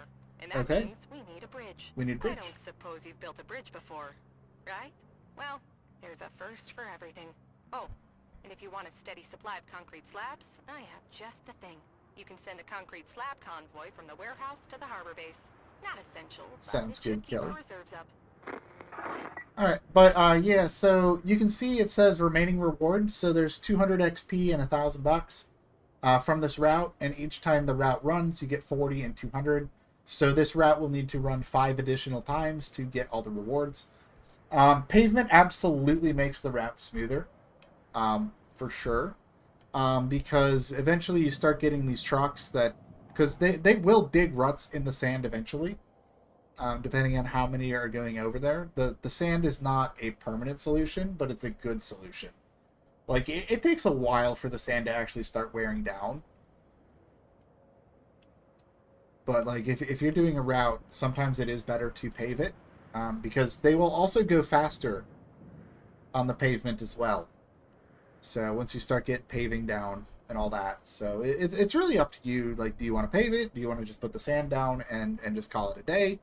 You can do that. I use the sand for a lot of quick fixes. Like, hey, there's just like a little mud pit here. I could just put some sand down there. But if it's like, hey, this is a very, just like a muddy pit that's just mud for like a mile, then I'll go down and I'll pave it, I'll flatten it, sand it, and then it'll be like really good. But for like little sections, like this section right here, this would be worth paving. This is a good paving spot if you had the paving equipment. Sections like this where you're kind of putting sand down in a longer area. But if I were to go back over to this spot right here, this is good for just sand, right? Yeah, pretty much. You would use sand to just get quick things up and running. It's entirely up to you. I mean, you could, if you wanted to, you could put sand down on this entire stretch of road and just pave the thing if you wanted to. But I don't really have the resources to do that, so I was just kind of putting the sand down to patch up the holes, right? But you could, in theory, just pave this whole stretch of road if you really wanted to. You could just pave it all. It's a lot of sand, it's a lot of work to do that, but you could pave this whole thing if you wanted to. And that's what makes Roadcraft so fun.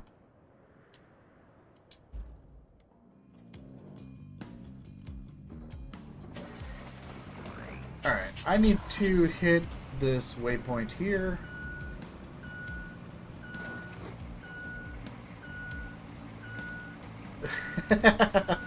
I appreciate it. It's incredibly satisfying. Oh, I can't shut my engine off. Okay, so these are bridges. So we now have bridges that we can build so we can cross the water here. So we can just line the bridge up and go.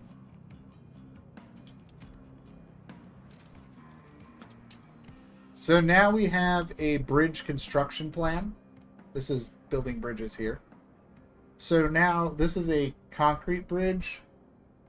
No spaghetti bridge amalgamations? Nope. Nope, nothing like that. You can just, you put the plan in, you bring the materials, it builds the bridge.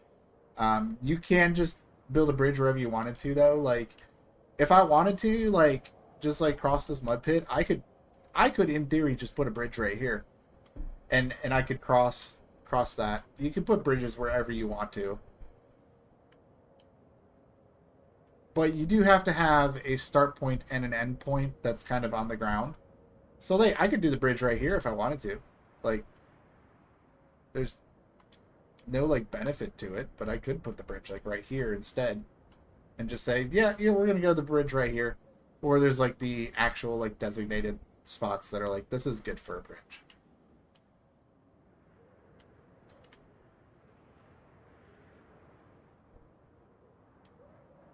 Oh, I'm sure you can. I've seen when the game first came out, I actually saw it was on the Roadcraft subreddit. Someone did like this. They like put a bridge like right here and just made it go like all the way up to the top. Like this. Like this is a valid bridge right here. I think. Is that?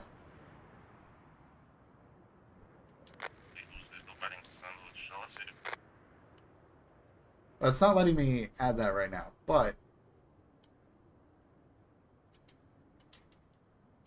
yeah, it's not letting me do that. But you could just make a bridge right here if you wanted to. Like, I want to get up on the mountain. I can build a bridge. Like, it's just not letting me right now because it's still in the bridge tutorial at the moment. But yes, you could just bridge all the way up if you wanted to.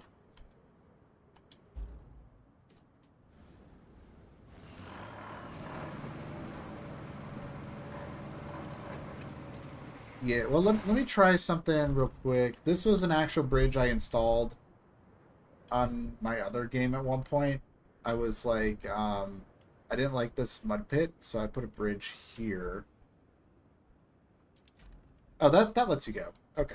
So I can do that. That bridge works just fine. Just, for some reason it wouldn't let me do the mega bridge. Maybe they're catching on. They might be catching on, actually. Let me see. Can I go...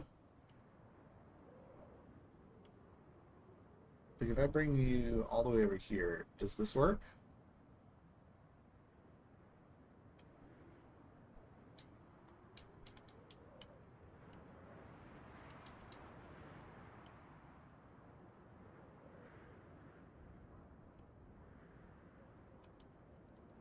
That's not letting me do that there.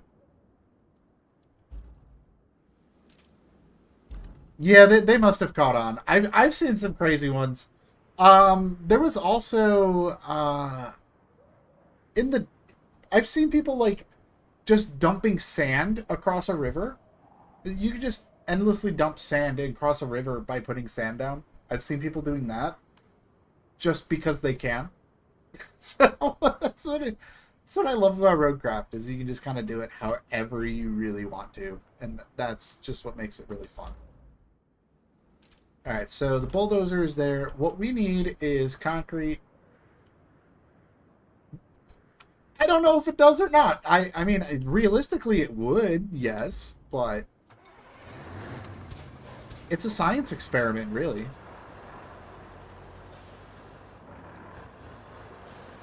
So we've got some concrete sitting over there by the bridge, which is ridiculously convenient. So we're going to go ahead and bring the crane over. More science, yes.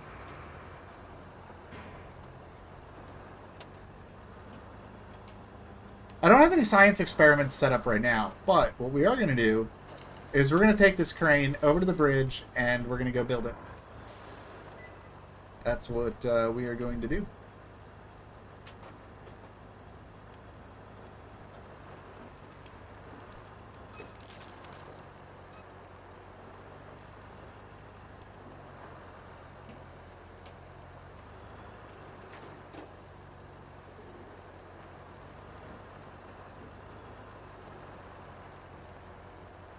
And now we get to drive across our sand.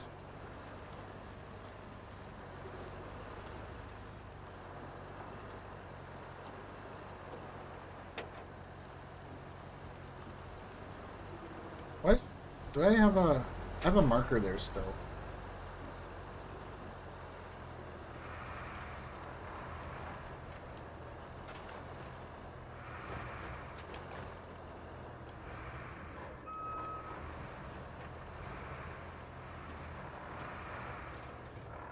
Where did the port boats go? This way, I guess? I don't know, I mean, this is kind of a loop, right? They can just, like, turn around and just go back this way. Yeah, there's still... Yeah, this is kind of like a dead end here. And also there's a bridge here as well.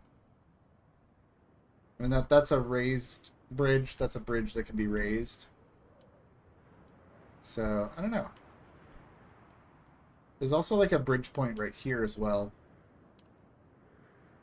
So perhaps there was a bridge here at some point. It probably wasn't a solid concrete bridge.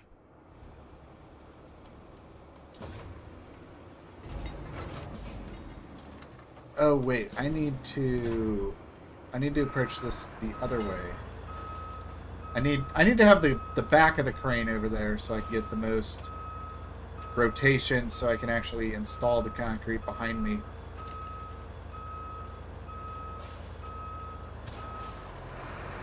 Yeah, there's a few of those points where it's like, hey, this would be a really good spot for a bridge. And then there's other spots where it's like, you know what, I'm just going to build a bridge here.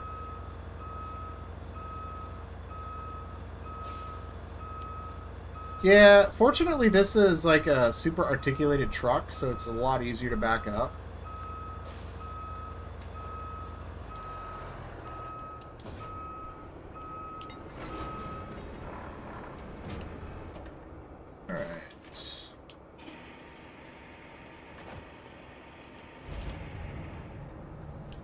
So we need 11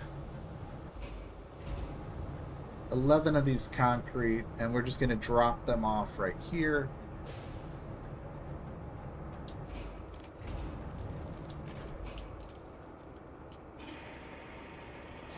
Oh yeah, I haven't really played too much of Farm Sim 25, but yeah, trying to back up the hitch trailers are awful. The mice are building the bridge, yeah.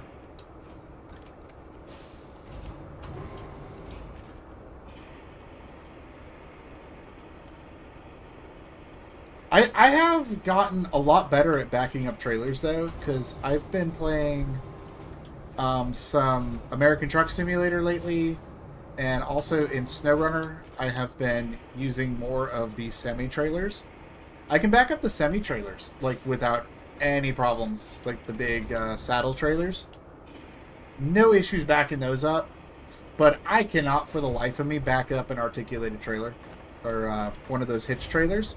I just cannot do it. I cannot back up a hitch trailer. Those are just incredibly frustrating, and if I have a different way to do it, I'll just go around instead of trying to back a hitch trailer up.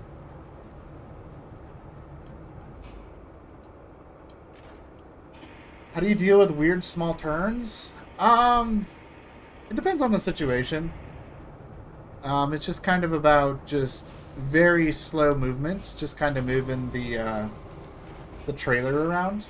But I've gotten pretty good at doing the semi-trailers. I still mess up a lot, but I've gotten quite a bit better at it, for sure.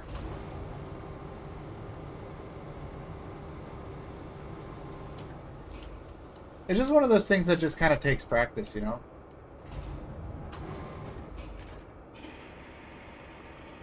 But, I mean... Oh, yeah, for sure. If you really want to just, like, learn how to back up a trailer, I cannot recommend American Truck Simulator or even Euro Truck Simulator, depending on which vibe you're feeling, enough, because they actually have a Driver's Academy feature that they added to the game earlier this year. That actually gives you like a truck driving school that kind of shows you how to back the trailers up and things like that. It's actually kind of cool. Yeah, American Truck Simulator and Euro Truck Simulator, they have a Driver Academy feature built in that teaches you how to back up the trucks in like different simulated situations and things like that. So it's actually a super cool feature that you can use to kind of get better at backing up a truck.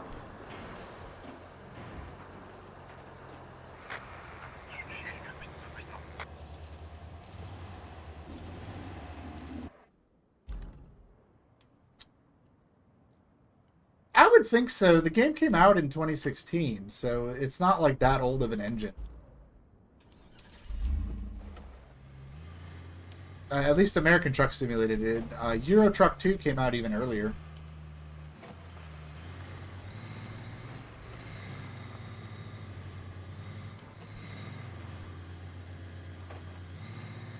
Alright, so now we gotta go to the other side of the river here.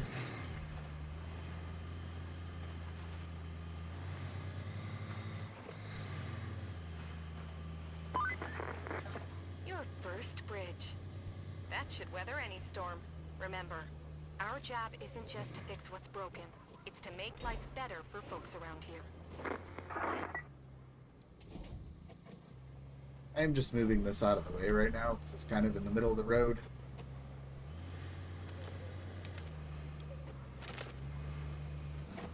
Where did the railings of the bridge come from? It's part of the bridge blueprint. The bridge blueprint just has railings. So when I build the bridge, it adds the railings. It was just part of the blueprint.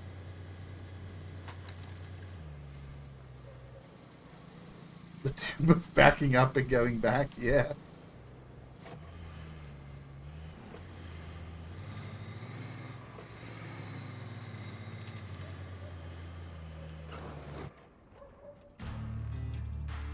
Alright, so now we have unlocked the recovery vehicle.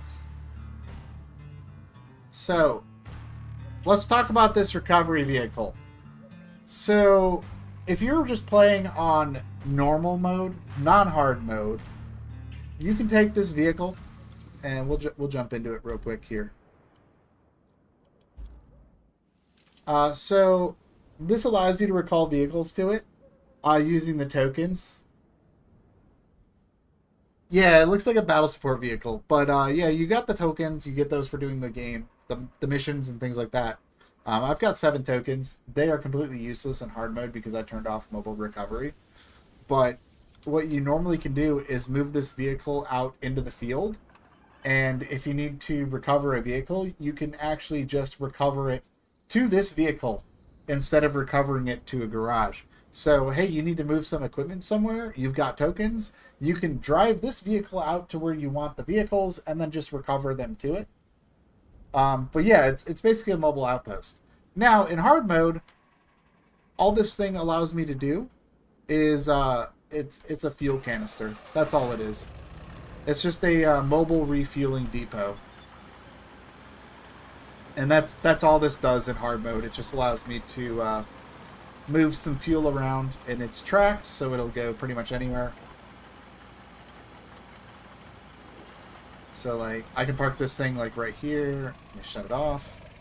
And if I swap back to my Scout, you can see this thing has 500 liters. 500 liters of fuel. And I can actually just refuel from it. And I don't have to pay for the fuel. And now I have filled my vehicle up. So that's pretty much the only use for this vehicle right now in my hard mode playthrough is it's a mobile refueler. And that's all it does, and that's fine. It's good at that.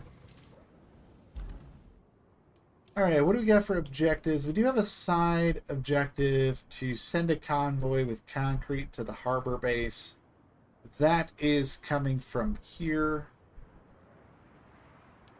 And that goes down this way and across this bridge, but we have a lot of work to do on this road in order to actually do this side mission, because we got to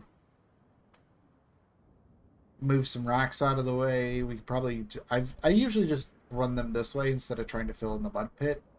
That might be a better way to go. And there's just like a bunch of rocks and stuff that we got to move out of the way.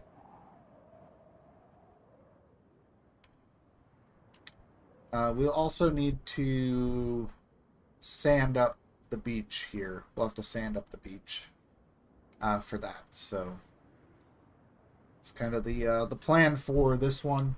I don't think we're going to get to that one necessarily today. Yes, more sand. We'll see. I might start working on it. I don't know if we're going to finish that today. It is already 8 o'clock, but for now, let's go ahead and get the next base unlocked, which will actually give us something to work with.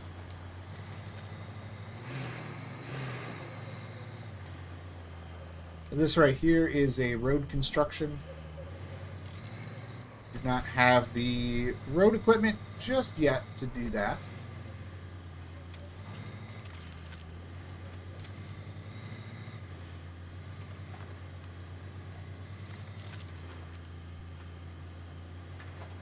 I appreciate it.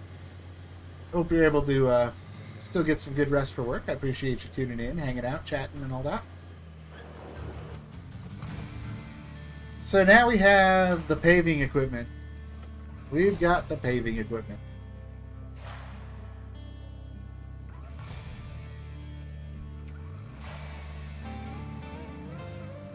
And we have a fuel outpost here as well. That town you just passed through is on Bala. It's the industrial heart of the region. Time to make So concrete. it's vital Let's we go. get it pumping again. And that means delivering lots of supplies. You'll need to build a road and then plan a route between Anbala and the transit point. Ah, and there's a nearby village on the harbor that could use your help. If you have the time. Strictly, we're not required, but I think you like to help folks out. Panamar is in sore need of supplies. So you could plot a route to it from the transit point. I'm sure the folks there would appreciate it. Alright, it is time for sand. We're going to put some sand down. We're actually going to do the road. We're going to build the road.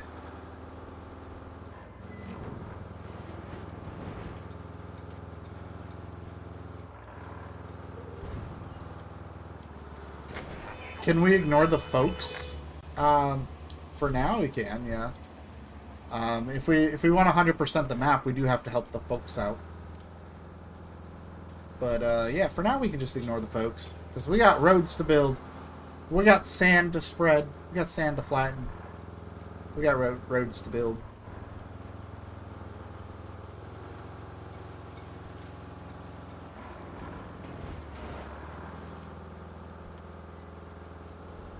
Indeed, it is sand spread time.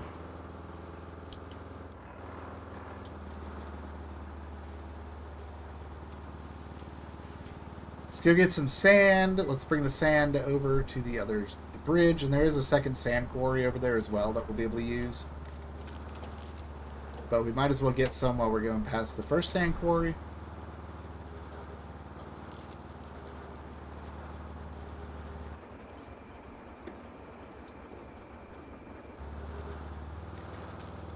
Yeah.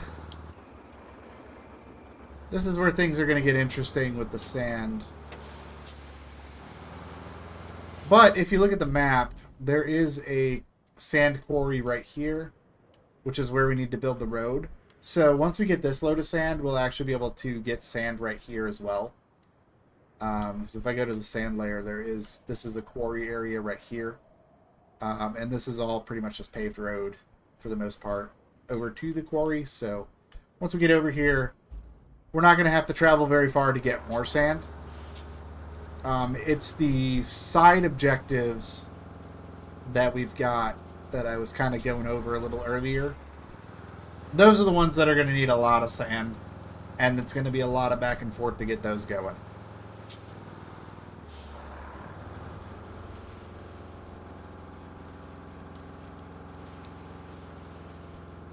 But for now, yeah, it's not very nice. Not at all.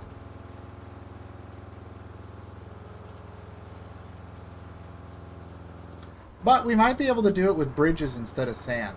I'm going to have to play around with that a little bit. Figure out how exactly I want to do that. On the bright side, what we got? Sand? Sand bridges. Yes. Sand bridges indeed.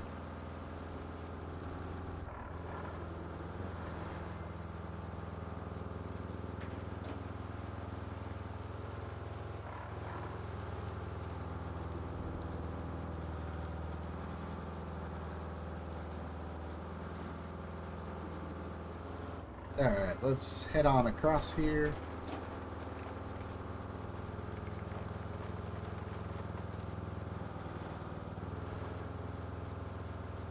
That sounds awesome.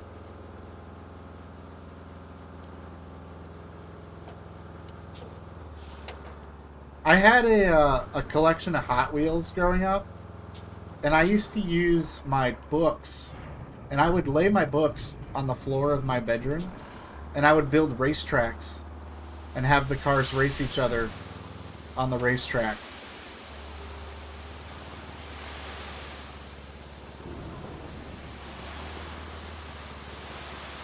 It was a lot of fun.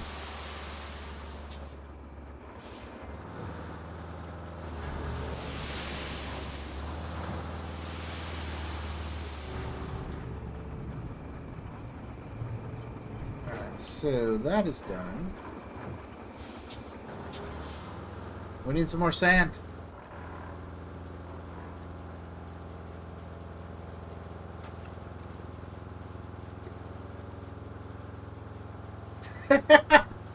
I appreciate that. Thank you.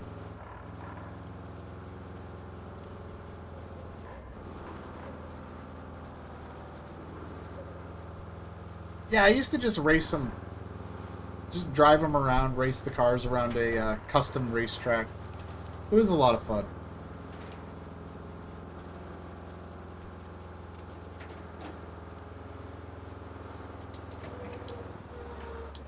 Let's go ahead and add more sand. I did that too. Demo derbies with Hot Wheels. That was a vibe. I used to go by these rules where I would like take turns crashing into them, and if a Hot Wheel flipped upside down, it was eliminated. And that was how I determined who won and lost the demo derby, by how many cars were left standing upright. That was a great time.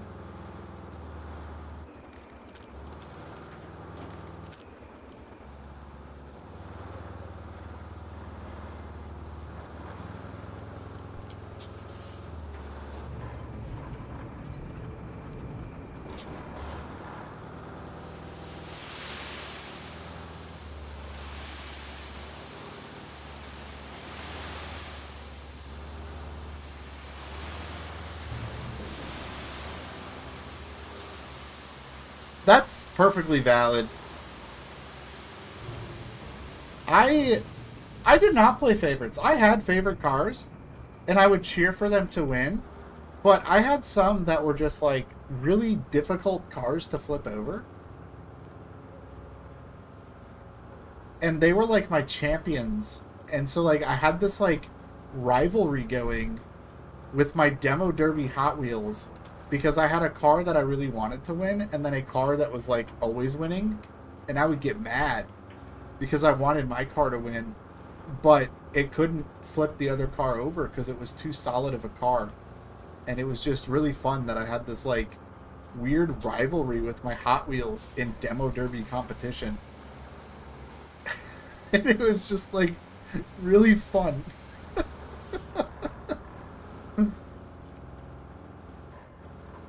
Hand spinners is the final challenge. There you go. I did not have hand spinners growing up, unfortunately. But Hot Wheel Demo Derby was intense.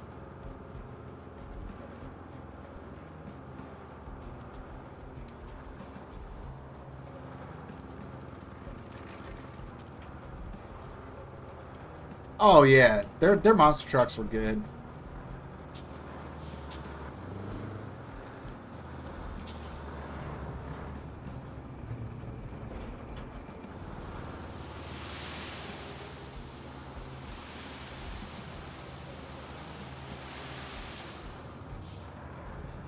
Why did the sand not come down the way I wanted it to?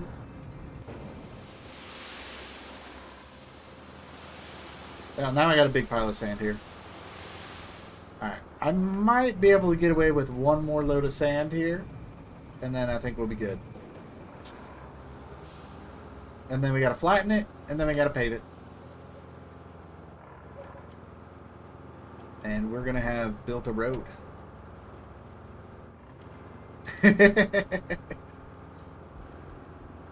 Oh yeah. It's gonna be great. So here's the one downside of the road request versus just doing your roads. So when I was doing the sand flattening before, I was making it like super wide. It doesn't quite work that way when it's a road request, because once you like fulfill the road request, it kind of just like reverts it to like what the plan of the road is. because it's like a road request, the way it like auto completes the mission. So it's a little unsatisfying when it finishes. So I will just be doing up and down the middle with these, but I like doing the when I did it before, where I make it like super wide and flat, and then you can build like a double lane road with it. That's when it like looks really satisfying. But yeah, because of it being a road request, we are just going to go up and down the middle here. And it's just going to be the road, you know. As much as I would like to like mega flatten this, it just gets a little goofy.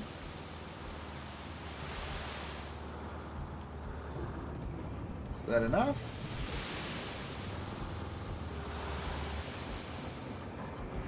Oh, we need a little bit more sand. We need just a little more sand.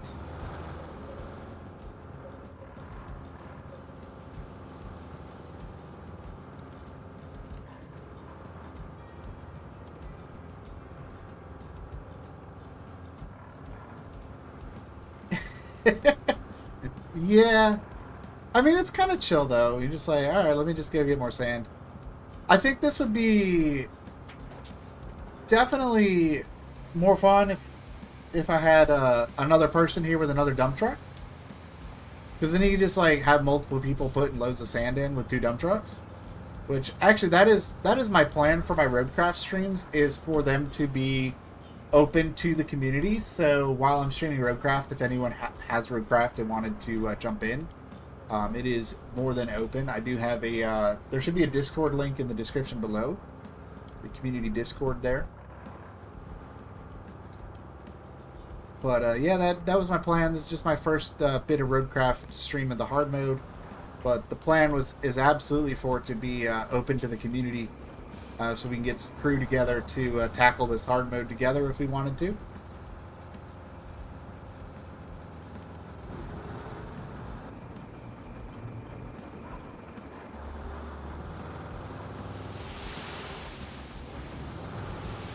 There we go.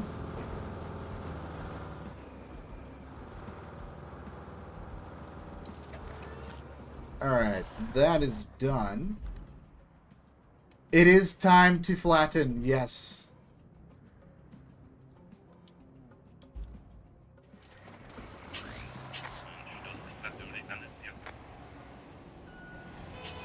Oh, they're honking at me. They're mad I'm in their way. They're honking at me. Oh, let me get out of the way.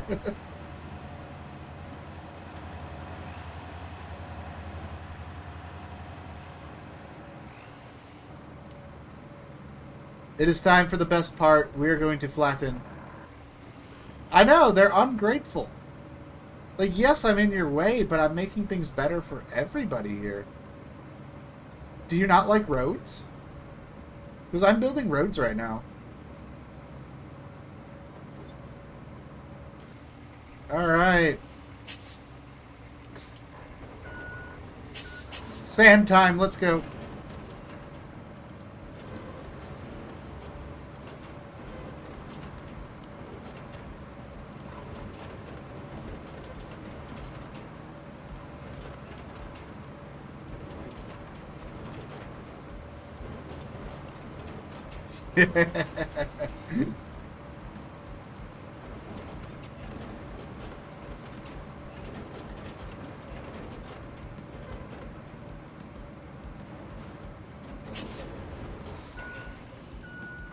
Alright, we're gonna go a second pass just right up the middle here just to make sure it's like super flat.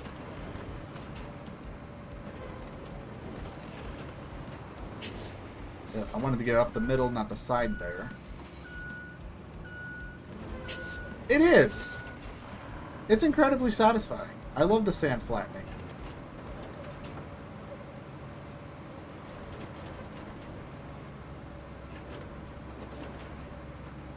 And in fact, just to be extra sure, we're going to go over this a third time, just to make sure it's super flat.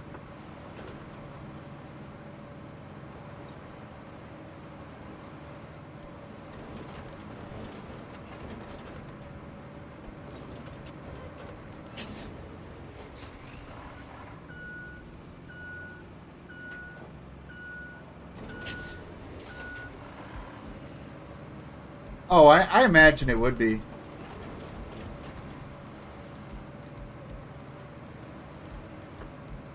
Look at how smooth it is. The dozer isn't even, like, bouncing much. It's just completely flat here. This is great.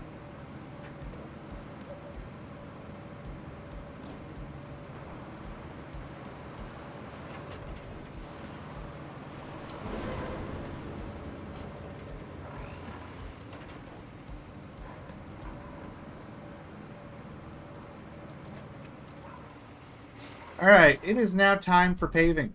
We need to get the paving equipment over. So I have the step pike right here.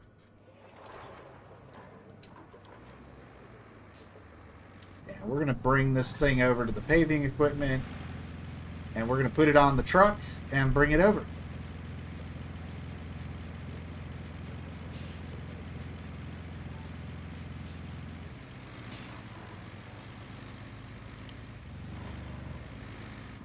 It is a very nice sand road, to be fair.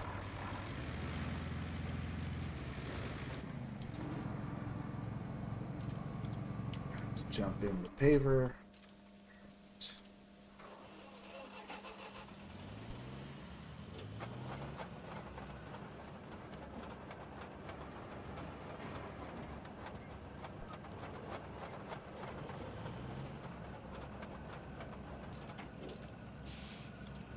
Shut the paver off and jump back in the pike. Strap the paver down, put the ramps up.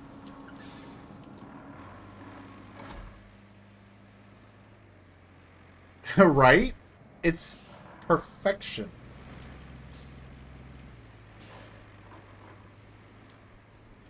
It's the perfect road. Who would have known?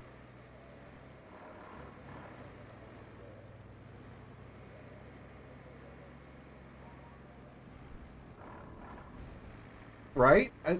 It's weird because it's like I feel like for a good portion of my life I've been just annoyed by road construction, but actually, like, I know it's just like a video game version of it, but seeing like the process from like a video game perspective kind of gives you a little bit more appreciation for what actually goes into building roads. Yeah, I kind of had the same epiphany when I played Power Wash Simulator for the first time. I was like, yes, this is incredibly satisfying, but it's also incredibly tedious and very good for the people that actually do pressure washing.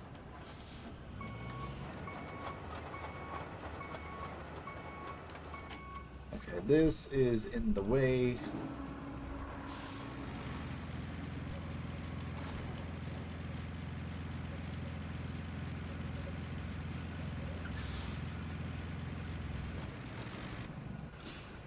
Let's jump back in the paver.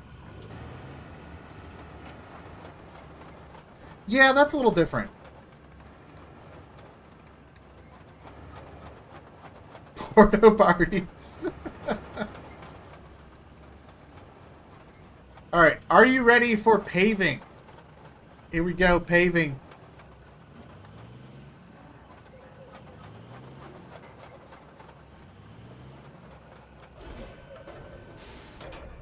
Here we go.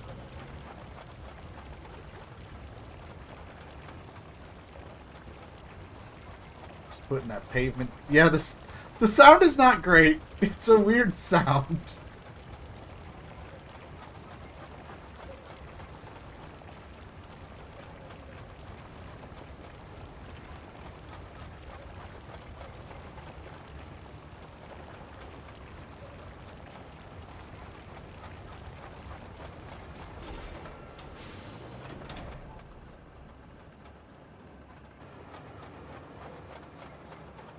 Oh, I thought you were talking about the sound of the asphalt going down, because it has like this weird goopy sound. But yes, this sound, that is a very nice sound. I like that sound. Alright, so now you can see this thing is paved. Now we need to flatten.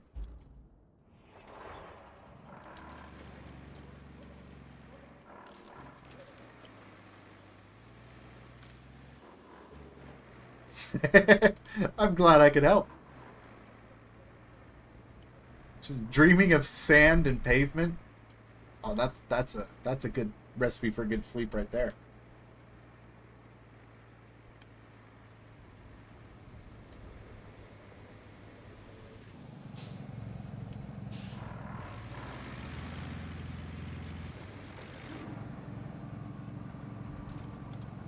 All right, now we gotta grab the roller.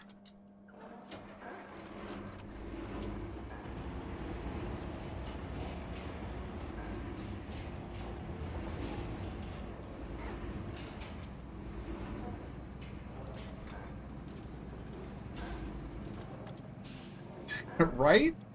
That just sounds perfect.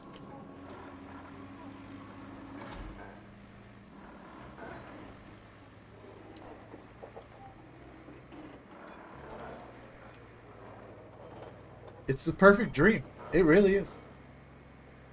And you can just make that dream happen in Roadcraft. It's great. Alright, I'm going to do things a little differently this time. Because I kind of pulled up to just this side of the intersection, and then I had to move the equipment transporter out of the way. So instead of doing that, I'm actually going to just pull over right next to the dozer here on the other side of the road. So I don't have to move the equipment transporter out of the way.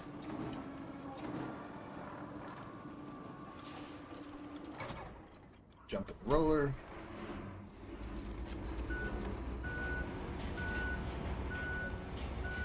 Yes, tactical machine drop off. All right, and now we roll the road. We flatten the road.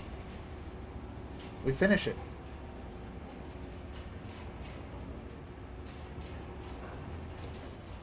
Although it would help if I actually turned on the rolling. There we go. Start rolling asphalt. There we go. There we go. Yeah, it would help if I turned the machine on, not just drive over it. And now we've got flat, paved road here. I know, the rolling is like the second best part.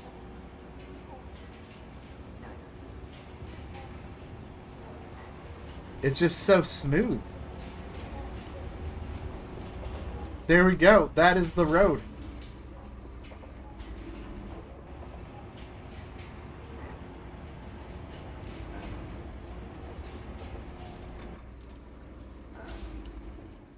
You want to work in road building right now?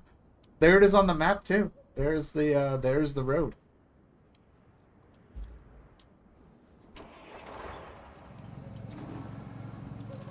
So now I can bring this over because I'm gonna have to move the paving equipment later anyway. We can just drive on the road here.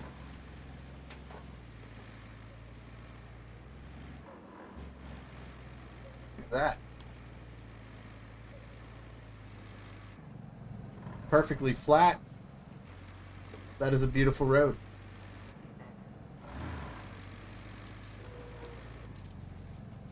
We're going to shut this off, and now we need to plot a route.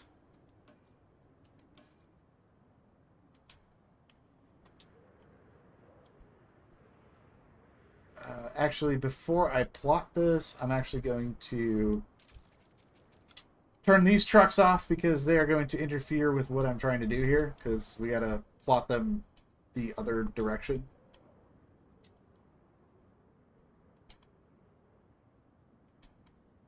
Yeah, a little bit.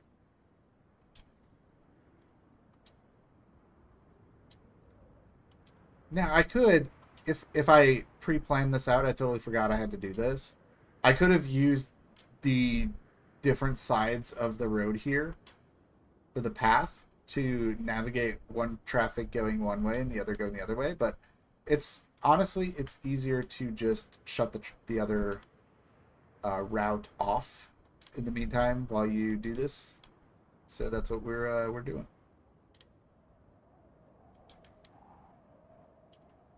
And we just got to bring him across the bridge.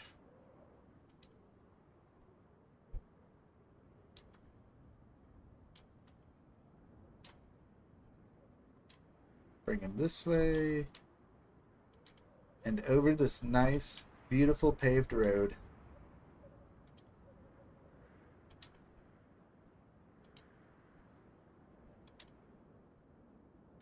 And they're just going to go straight through here. And around the corner here.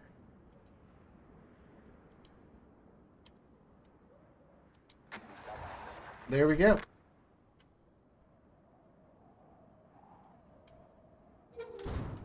And now we can go ahead and activate cinematic mode. Oh, that didn't work. The turn was a little too sharp. Let me just patch this up real quick. Let me just grab this point over here, and I'll do that, and I'll do this. There we go. Now, yeah, they just run into each other. If a truck gets stalled in a road, the other trucks behind will just pile into them. There we go. Now we're good to go. Now we are good to go.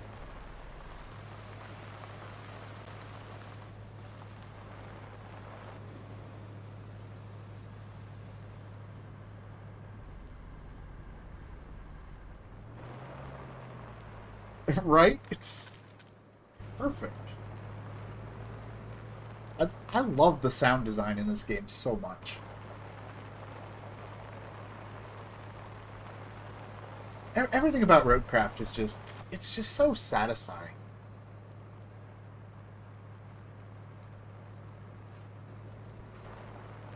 There's definitely a lot of satisfaction to be had with Roadcraft.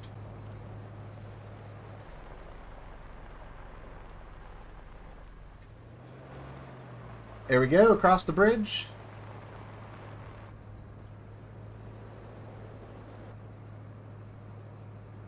Look at him go.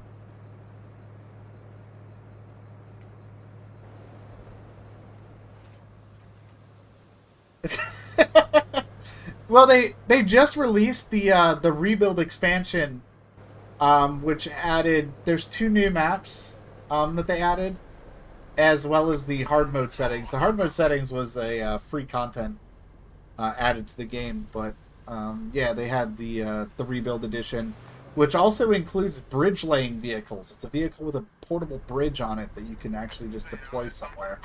I haven't had a chance to play with those yet, but we'll get to those at some point. But man, look at them go across my road there. That was great. That was satisfying.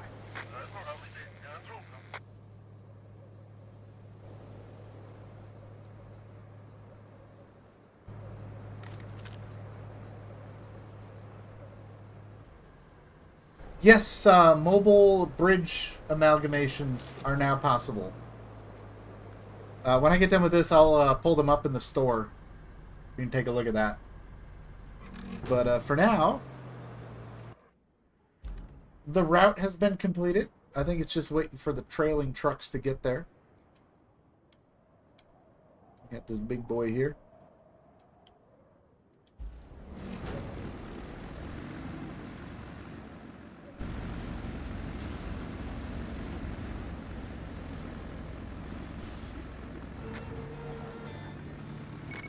There they go. Kind of, the angle was a little too sharp for the bigger trucks, but they get there. Jeez, not bad at all. I might need to raise my standards so I don't get impressed so easily every time. Next on our agenda is the gas power plant and the steel pipes facility. Alright, so let's take a look at the store here. So if we go into the garage, we go to the shop, and this is the fuel truck that they added. It is a... I forgot. I turned on 4x vehicle costs, so all the vehicles are going to be very expensive, and it's going to take me a while to actually unlock vehicles. But it is going to make vehicle purchases incredibly satisfying and meaningful when it comes to buying a vehicle. We'll see how that goes as we get into other maps. We start making more money.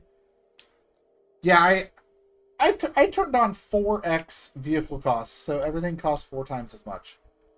But what we are looking at, like if I wanted to buy a new paver, it's 93,000 for the new paver. So what I'm working with right now, these are called rusty vehicles, so they don't have quite the performance specs as the purchased version. So when you purchase a version of the truck, it'll actually like have more capabilities.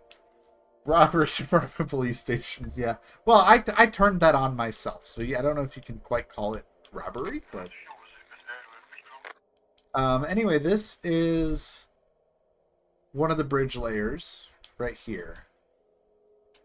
I can't look at it, but yeah, that's the bridge layer.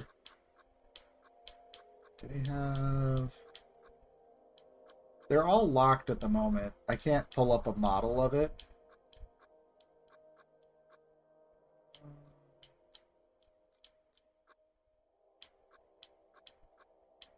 Yeah, unfortunately, I can't pull up the model of the vehicle to actually like really take a look at it, but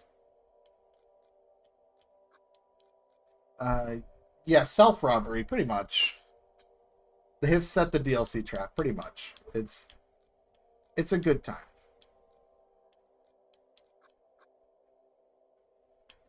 But yeah, the roller is 54,000. The upgraded crane is 69,000. I mean, I've already made 37,000 so far, so it's not like you're not earning money. And I actually turned down how much money I'm making.